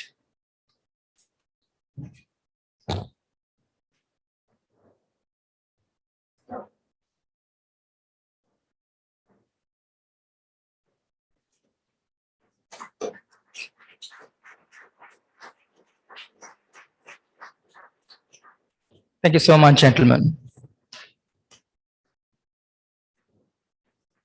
ExactPro is an independent software testing services provider for financial market infrastructures, delivering industry-recognized expertise and bespoke solutions for automation and testing to exchanges, post-trade platforms, and banks across 20 countries.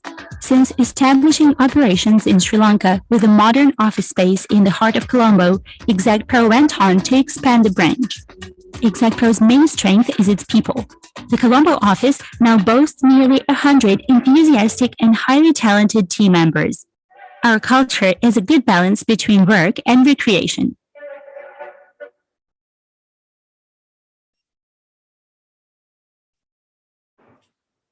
By thanking the sponsors of this event, moving on, it's a privilege to invite the leadership behind all the wonderful initiatives and achievements of SLTC Research University has so far.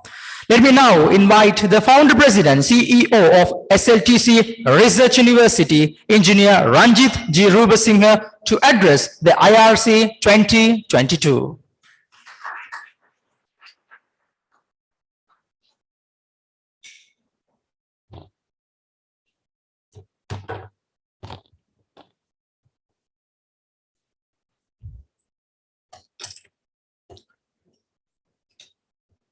Good afternoon. Dr. Harsha Subasinghe, my good friend, and we have Professor Kamakota joining online, Director IIT Madras, and we have Dr. Rosti representing ExactPro. We have Jagat and Major General Roel as our guest, and all the members of SLTC family, including Professor Dush, Dr. Nanda, Dr. Jagat, and the rest of the heads of schools and heads of faculties and the senior lecturers and senior researchers, students, and other members. It's always easy for me to start after Harsha because he is telling a wonderful story, doing so many things, and it's easy for me to tell my role. My role here is to make people, enabling him to do those wonderful things. So that's my job, and I hope I've been doing that up to his expectations and up to country's expectation. We managed to produce 3 sets of graduates. I'm proud to say that 100% of those graduates are currently employed. So we believe we do something that this country and industry expects us to do. SLTC, we don't believe that we are here to produce graduates. Our responsibility is to build the next generation of this country. I hope, Harsh, you can remember in 2013 when we were talking about trace, we predicted this clashing economy. We knew the balances of the current account doesn't let this country go so far. And we wanted to find a solution, and one of the solutions that we did is trace. We believe brain drain. If we can stop brain drain, we can actually at least find an intermediate solution till we create a breathing space to do a long-term sustainable solution. Unfortunately, I think we were not that great. We couldn't do it up to the level that we wanted. But we managed to create this wonderful space called Trace Expert City at Maradana, and we are planning to build and expand the same in the rest of the parts of the island as well. So SLTC being a young and dynamic university, what we believe, the universities are not simply there to award degrees, but create people who can actually contribute to build the nation, by contributing to the economy. So we need to create engineers with the background knowledge of all these things, how he can actually contribute for this purpose, not just science that he can learn in the classroom. And the musician should learn not only music, but he should be able to use it to make something important or something entertaining, so that he can be recognized all over the world and making the people happy. So that's his profession. So we look at things from that point, and to make it, we knew this traditional curriculum in Sri Lanka, which actually done by the British in 1940s, which we are still continuing with slight modifications, will not allow us to produce that graduates, and even that will not help the young individuals to become a globally competitive graduate. So we revised all our curriculums in line with the world trends and expectations of the industry, not Sri Lanka, but all over the world. And I am proud, and I'm proud to say we have a wonderful curriculum, as Harsha rightly said, which enable students to do something which he is passionate about and have a degree and go to the industry and do what he believes and what he can be happy and enjoy. So this is what we do. I'm happy we created wonderful environment to play the great researchers like Dush and his team members to come up with so many research papers, conference papers, and many more. We are proud of 67 plus PhDs that we have on campus full time doing research plus teaching, and we have full-time researchers and postdoc fellows doing research. I'm very proud of creating an environment for them to be free and do their work. But I know now we have a duty beyond that. We have to focus on applied and industry related research and applied research to help the country to come out from this crisis, to change this ladies economy to knowledge economy, to change this made economy to made economy. I mean MAID made to MADE made. So we are totally depending on maids and the ladies. All our key economic sectors are totally dependent on uneducated women. We have to change this. This cannot be changed simply by offering degrees or creating graduates. So these graduates should be able to think beyond the traditional thinking of Sri Lankan graduates. So we know this cannot be done in the classroom. So we had to change the way of delivering the degree programs, and we had to change the way of managing the time of our undergraduates, giving them opportunity to think, come up with their own innovative ideas and try and implement. So we have completely innovative delivery method in SLTC. So I hope we will be able to come up with IRC 2023 with a lot more things with all these initiatives that we have taken. And all these things were not possible without the support of these wonderful ladies and gentlemen who back these ideas, who believe this vision, and also spend their time on it. So I should thank all my staff for the trust that they place and their commitment for this wonderful piece of work. Finally, let me thank Harsha once again. I know you are a great motivator, and that might be one of the reasons for me to bring this up to this level. Thank you so much for that encouragement, and also thank you so much for being part of this session today. And Dr. and Jagat, thank you so much for sponsoring and being part of it.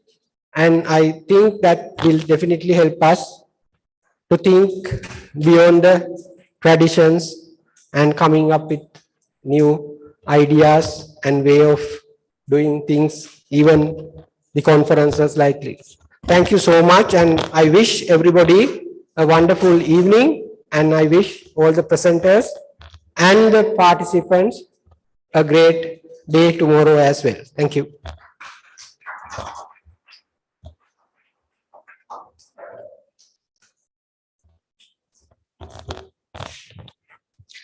Thank you very much, Engineer Ranjit Rubasinghe, sir. You are true inspiration to many young individuals in this wonderful university.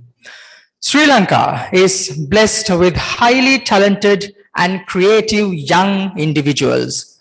Let us now enjoy a wonderful dancing performance by the members of the Performing Arts Club of SLTC Research University.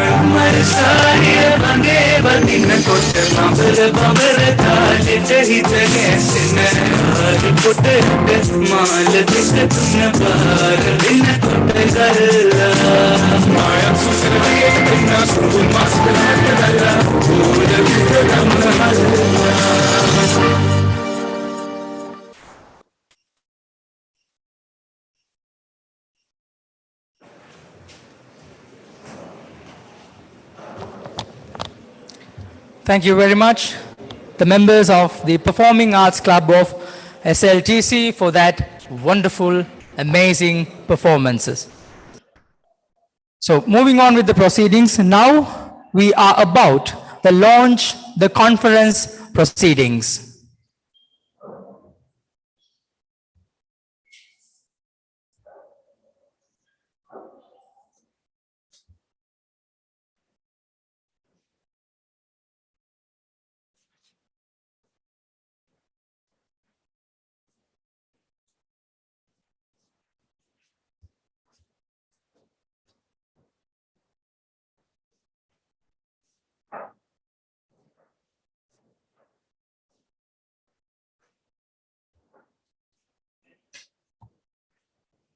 Moving on, it's time for the keynote speech. Let me now invite the General Co-Chair of International Research Conference 2022, Director, International Affairs of SLTC, Dr. Nanda Gunawardana, to introduce and invite the keynote speaker of this IRC SLTC 2022.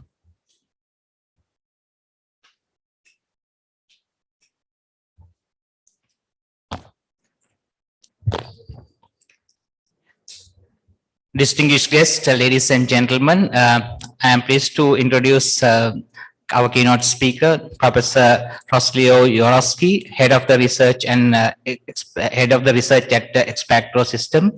He got his PhD in theoretical computer science from prestigious Moscow State University. After that, he worked more than 10 years in academia and shifted to industry. He has worked more than 20 years to build bridges between university and industry. That's why we thought to invite you as the keynote speaker. During that time, he has organized many conferences, joint seminars, collaborative research projects with prestigious companies such as Microsoft, Excel, Thomson Reuters, Expactro, and also worked with so many industries and universities. His areas of research interest are software testing, formal verification, applied data sciences, social network analysis, visualization, and mathematical models. With those large, with a lot of experience with the diverse audience, we thought to invite to deliver the keynote speech. So, Professor Yorosky, over to you.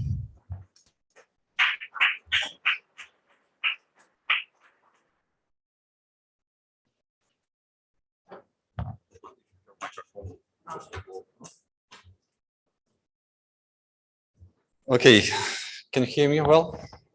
Yes. So I'm really impressed. I'm thankful for inviting. It's really great privilege for me to be and participate. So I'm really very thankful to the speaker. It was very inspiring, and I feel like I'm a small part of big story here. Okay. I wonder if it's okay if I'll go around. Yes, because my body needs some exercise. Right, and can you hear me well? Yes, and students here, are you here? Oh, okay. So, yes, I will speak about artificial intelligence in software testing. Okay, first yes, I'm here. Yes. I'm here presenting Expactro Systems, and the slogan of our company, build software to test software. Guys, can you hear me? I'm professor.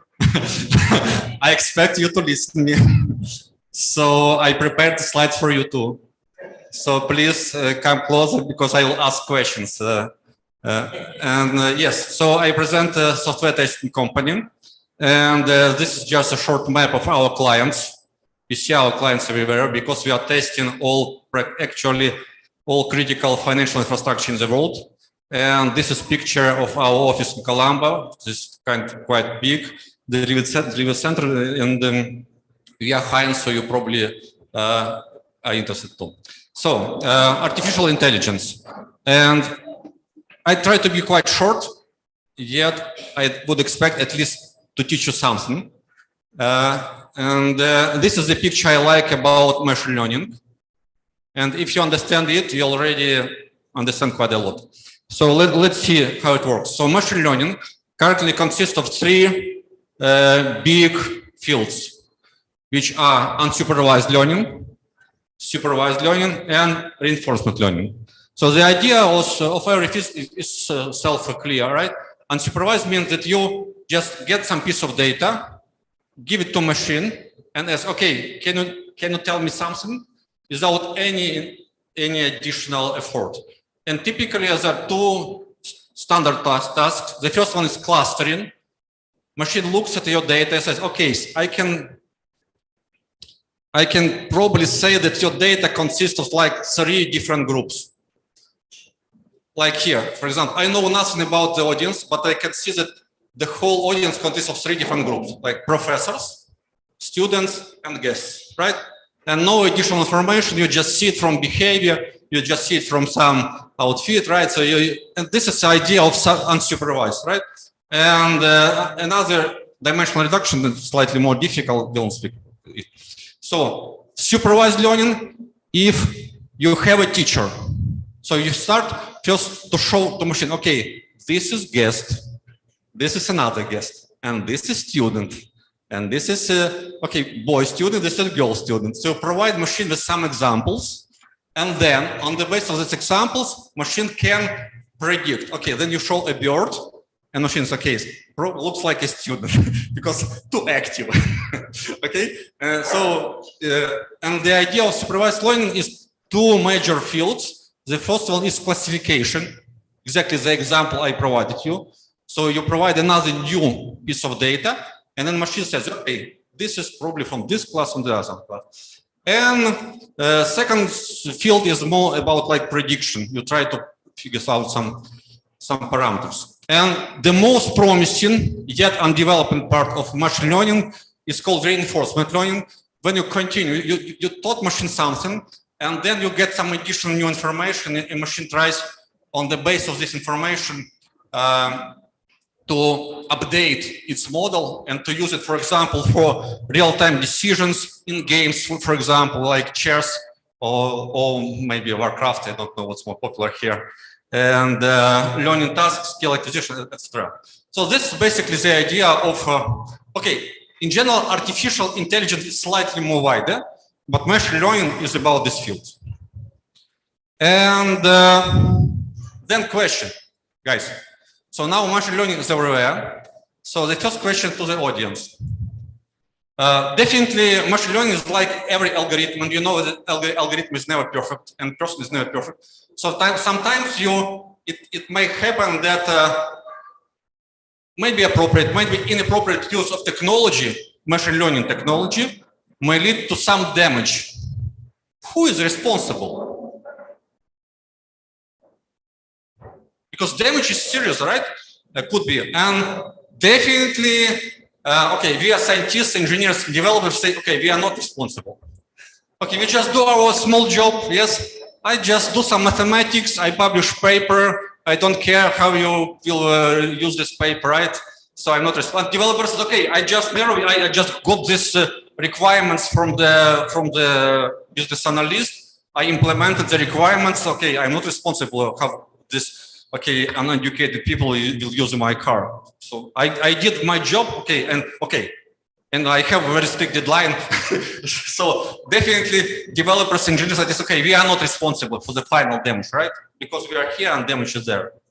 Okay, then producer like, okay, Toyota, Mitsubishi say, okay, I'm just doing my business, right? I just sold you my car. I don't care how you use it, right? So producer is not responsible. Okay, at least he'll try to say that I'm not responsible. Then final users say, okay, I just bought what you gave me. I just put this button and then, okay, don't blame me, please. Then government is never responsible, right? Okay, our laws are perfect, but you just don't follow them, right? So, okay, sometimes we can say that school parents or social media is responsible because probably you saw how to do this wrong stuff on YouTube, and so YouTube is so you see, okay, provoking, but the question is quite serious because responsibility is distributed. Definitely, each of them is somehow responsible, but the issue is serious. Do you agree, right? So just my point, just to think about it, right? And second, even more provocative question. So those who are interested in machine learning AI already know that traffic lights are already done by machine, and everyone at least tries to follow the traffic lights, right? So kind of in this example, machine is the boss. Red light, everyone stops. Green line, everyone. So machine decides when I should go or not, right? And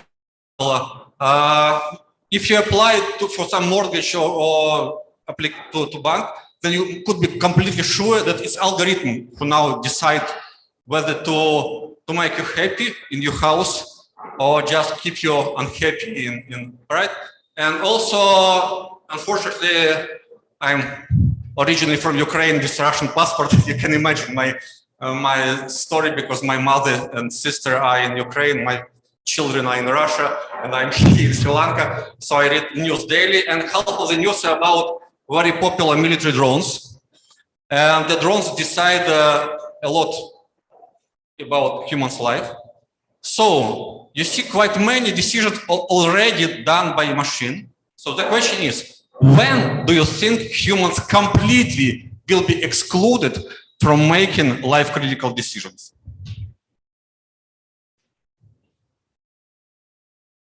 Okay, you can think about it. Because this is not the first time I ask the question, and usually like 10% people choose the last item. Because some people agree it's already here. Some people, because just try to give me an example. Some people, okay, it's I decided about my partner. No, it's already there are quite many good recommendation algorithms to decide. The same education, for example, about your best career choice, right? There are quite many good recommendation systems who could recommend you, okay, which track to choose. So quite many decisions, life critical decisions, are already done machines. So, okay, let's return to the topic of my talk. So, if machine is so important and so critical, and so responsible, we should test it at least, right, before production. And this is exactly the business of our company. We do testing for complex systems like including ICs. So again, this picture. So, but now you see it's slightly different, right? So this is not just a map of some mathematical ideas. This is map of the rulers of the world, right? So the algorithm of supervised learning and supervised learning and will rule the world more in nearest future, most probably. Okay, hopefully not, but the chance is quite big.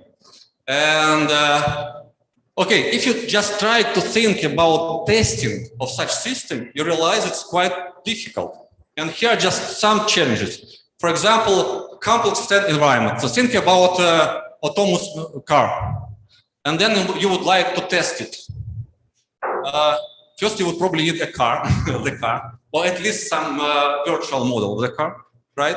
Then you need to design somehow a scenario. For example, okay, here will be some pedestrians, here will be traffic lights. So to design, I mean, to install this infrastructure is quite a difficult issue because it has to be very realistic, right? And it has to take into account like, okay, sometimes it's sunny, sometimes it's night, right? Sometimes it's foggy, sometimes it's snow or maybe rain. And you need to take into account everything like this, right? Every parameter. Okay, then second, what's difficult in our job, acceptance criteria. So you run some tests and then you should decide, okay, whether this behavior of machine is okay or not.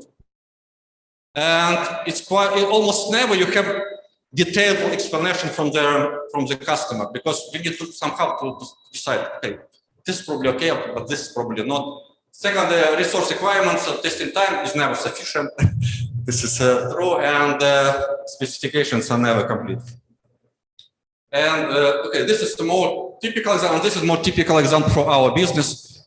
Think, for example, about quite standard algorithm of market surveillance system.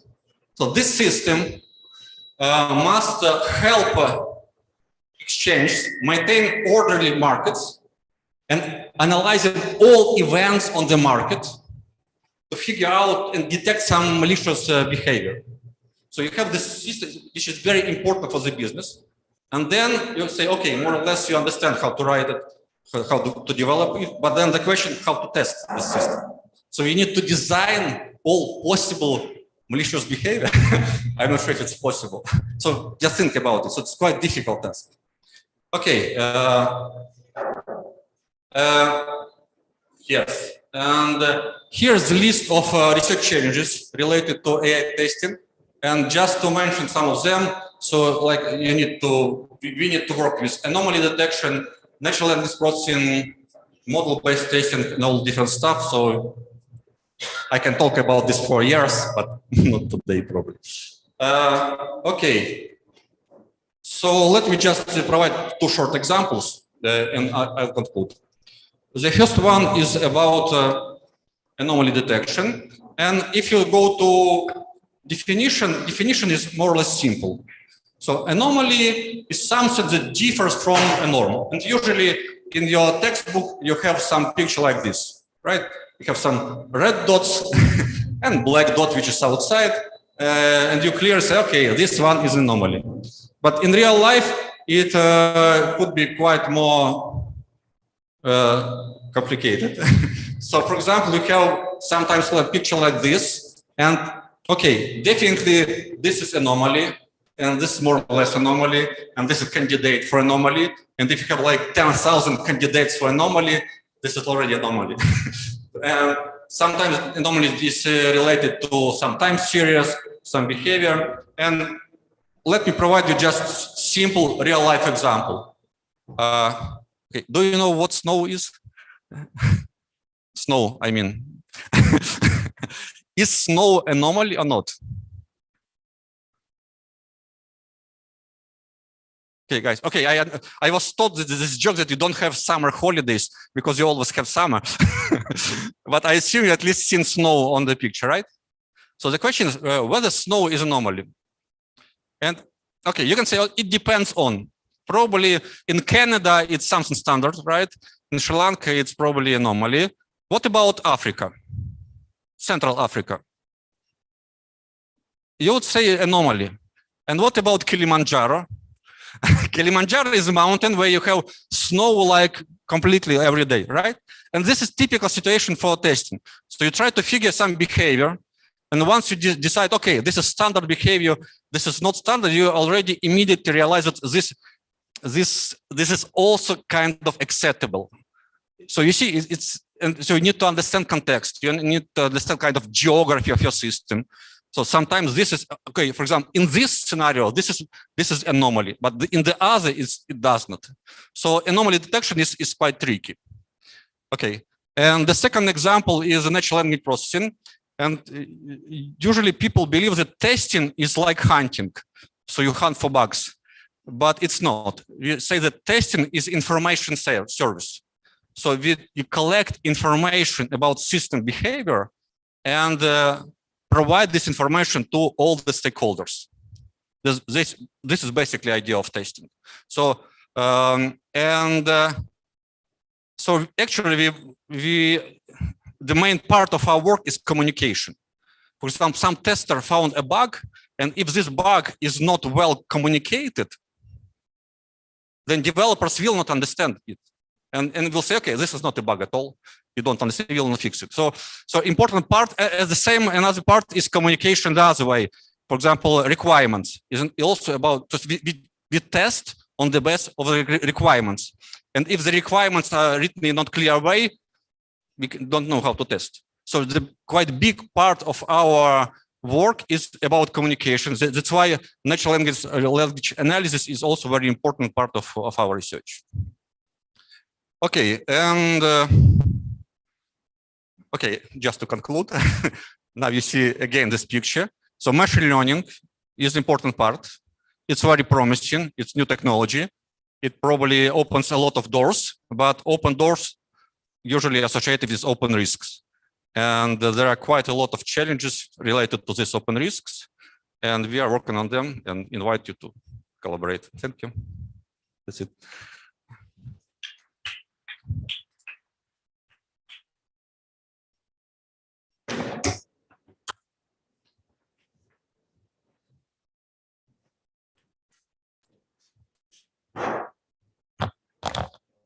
Thank you very much, Prof. Rostiloyovsky, for your insightful keynote speech.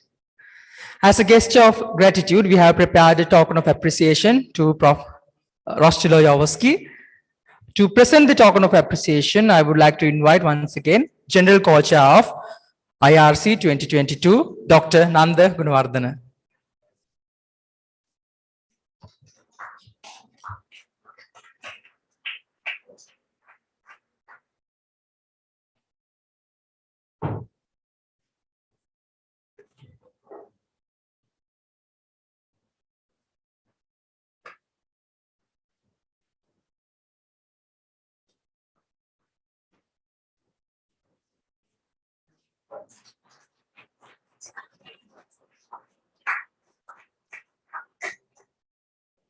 Thank you very much, gentlemen.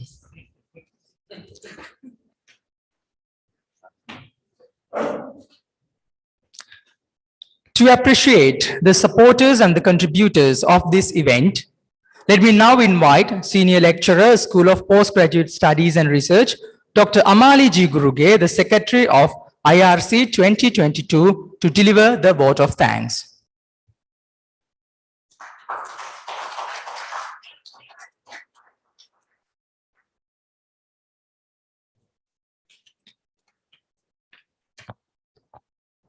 Good evening, everyone. On behalf of the organizing committee, it's my privilege to propose a vote of thanks on this memorable occasion. First and foremost, I thank our keynote speakers, Dr. Rostislav Yavorowski from Expect Pro Systems, Professor Yong Hui Lee from University of Sydney, Professor Benedict Basnaika from University of Peradeniya, Professor Rangika Halwatura from University of Moratuwa, Assistant Professor Lahiru Jayakodi from Southern Illinois University. Secondly, I thank our chief guest, Dr. Harsha Subhasinghe, our guest of honors, Major General Renu Karovel, Rear Admiral T.W.W. Leela Ratna, Mr. Jagat De Silva, and honorable delegates who blessed with their presence today. I'm extremely grateful to our President CEO, Engineer Ranjit Rubasinghe, all directors, the Senate, senior academics at SLTC Research University for their constant guidance and support to shape the conference. Also, I would like to thank all the chairpersons and panel members of the technical sessions of IRC 2022 and Introduction to 6G Underwater Wireless Communication workshop speakers. We conducted 4 pre-conference webinars. So I would like to thank our pre-conference webinar speakers, Mr. Harsha Galakittigama from Sabaraganuwa University of Sri Lanka, Dr. Shan Jayasinghe from University of Kelaniya, Dr. Mahin Sasa Ratnayaka from University of Moratuwa, Ms. Rasini Bandara from Mind Health Private Limited. And also I would like to thank moderators from SLTC Research University. Sponsorship is a must to meet all additional expenditure. So I sincerely thank IRC 2022 sponsors, Exact Pro Systems and Abans. I'm also very thankful to all head of faculties and schools, all academics, Deputy Registrar, Librarian, and Bursa for their invaluable support since the first day of organizing IRC 2022. My sincere thanks also goes to the IRC 2022 Technical Committee, Local Organizing Committee, Editorial Committee, Registration Committee, Advertising and Fundraising Committee, Marketing Team, Information Technology Services Team, Infrastructure Facilities Team, and University Operation Team for their continuous support during the past few months. An event in this dimension cannot happen overnight. The wheels started rolling months in advance. We have been fortunate enough to be backed by a team of very motivated and dedicated student committees and volunteers at SLTC Research University. I cannot thank everyone enough for the involvement they have shown and the willingness they have expressed to take on completion of tasks beyond their comfort zones. Finally, I would like to thank the School of Music and the Center for Communication Skill Development at SLTC Research University for their contribution to organizing the event. I wish all the presenters and participants the very best and hope you have a memorable time at IRC 2022. I wish to see you all at IRC 2023 next year. Thank you.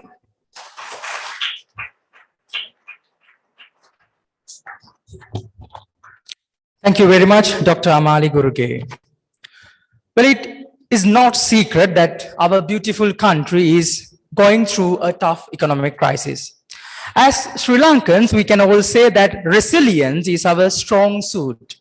However, regardless of how bad the circumstances are, how difficult the situation is, our beautiful country never did fall in providing us with the absolute best that we could ever hope for.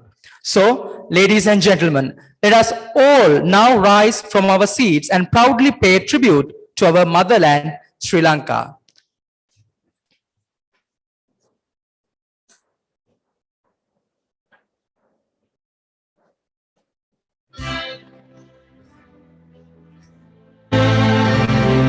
Sri Lanka Mata, Appa Sri Lanka, Namo Namo Namo Namo Mata. Sundara Sri Parini, Surani Ati Somanana Rama. Kanya Danaya Nikaman Valaturi Jayatuniya Ramya. Apahata Sata Siri Sita Sadana, Jivana Ye Mata. Dilikandu mena apa bhakti puja, Namo Namo Mata. Appa Sri Lanka, Namo Namo Namo Namo Mata. Upare Apavidya, Upamaya Apasatya, Upare Apashakti, Apahata Tulabhakti,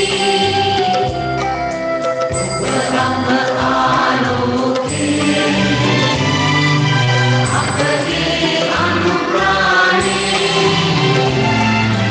Uparapa Jivanale, Apamuktiya Upare, Navajivana Devini, Inina Apa Udukaran Mata. Nanatira Padavamina Regalayanu Megajayanu Vipada. Ikamavata Gitaru Kanadarina, Yamu Yamu Vinopama. Premavana Samarita Duragala, Namo Namo Mata. Appa Sri Lanka, Namo Namo Namo Namo Mata.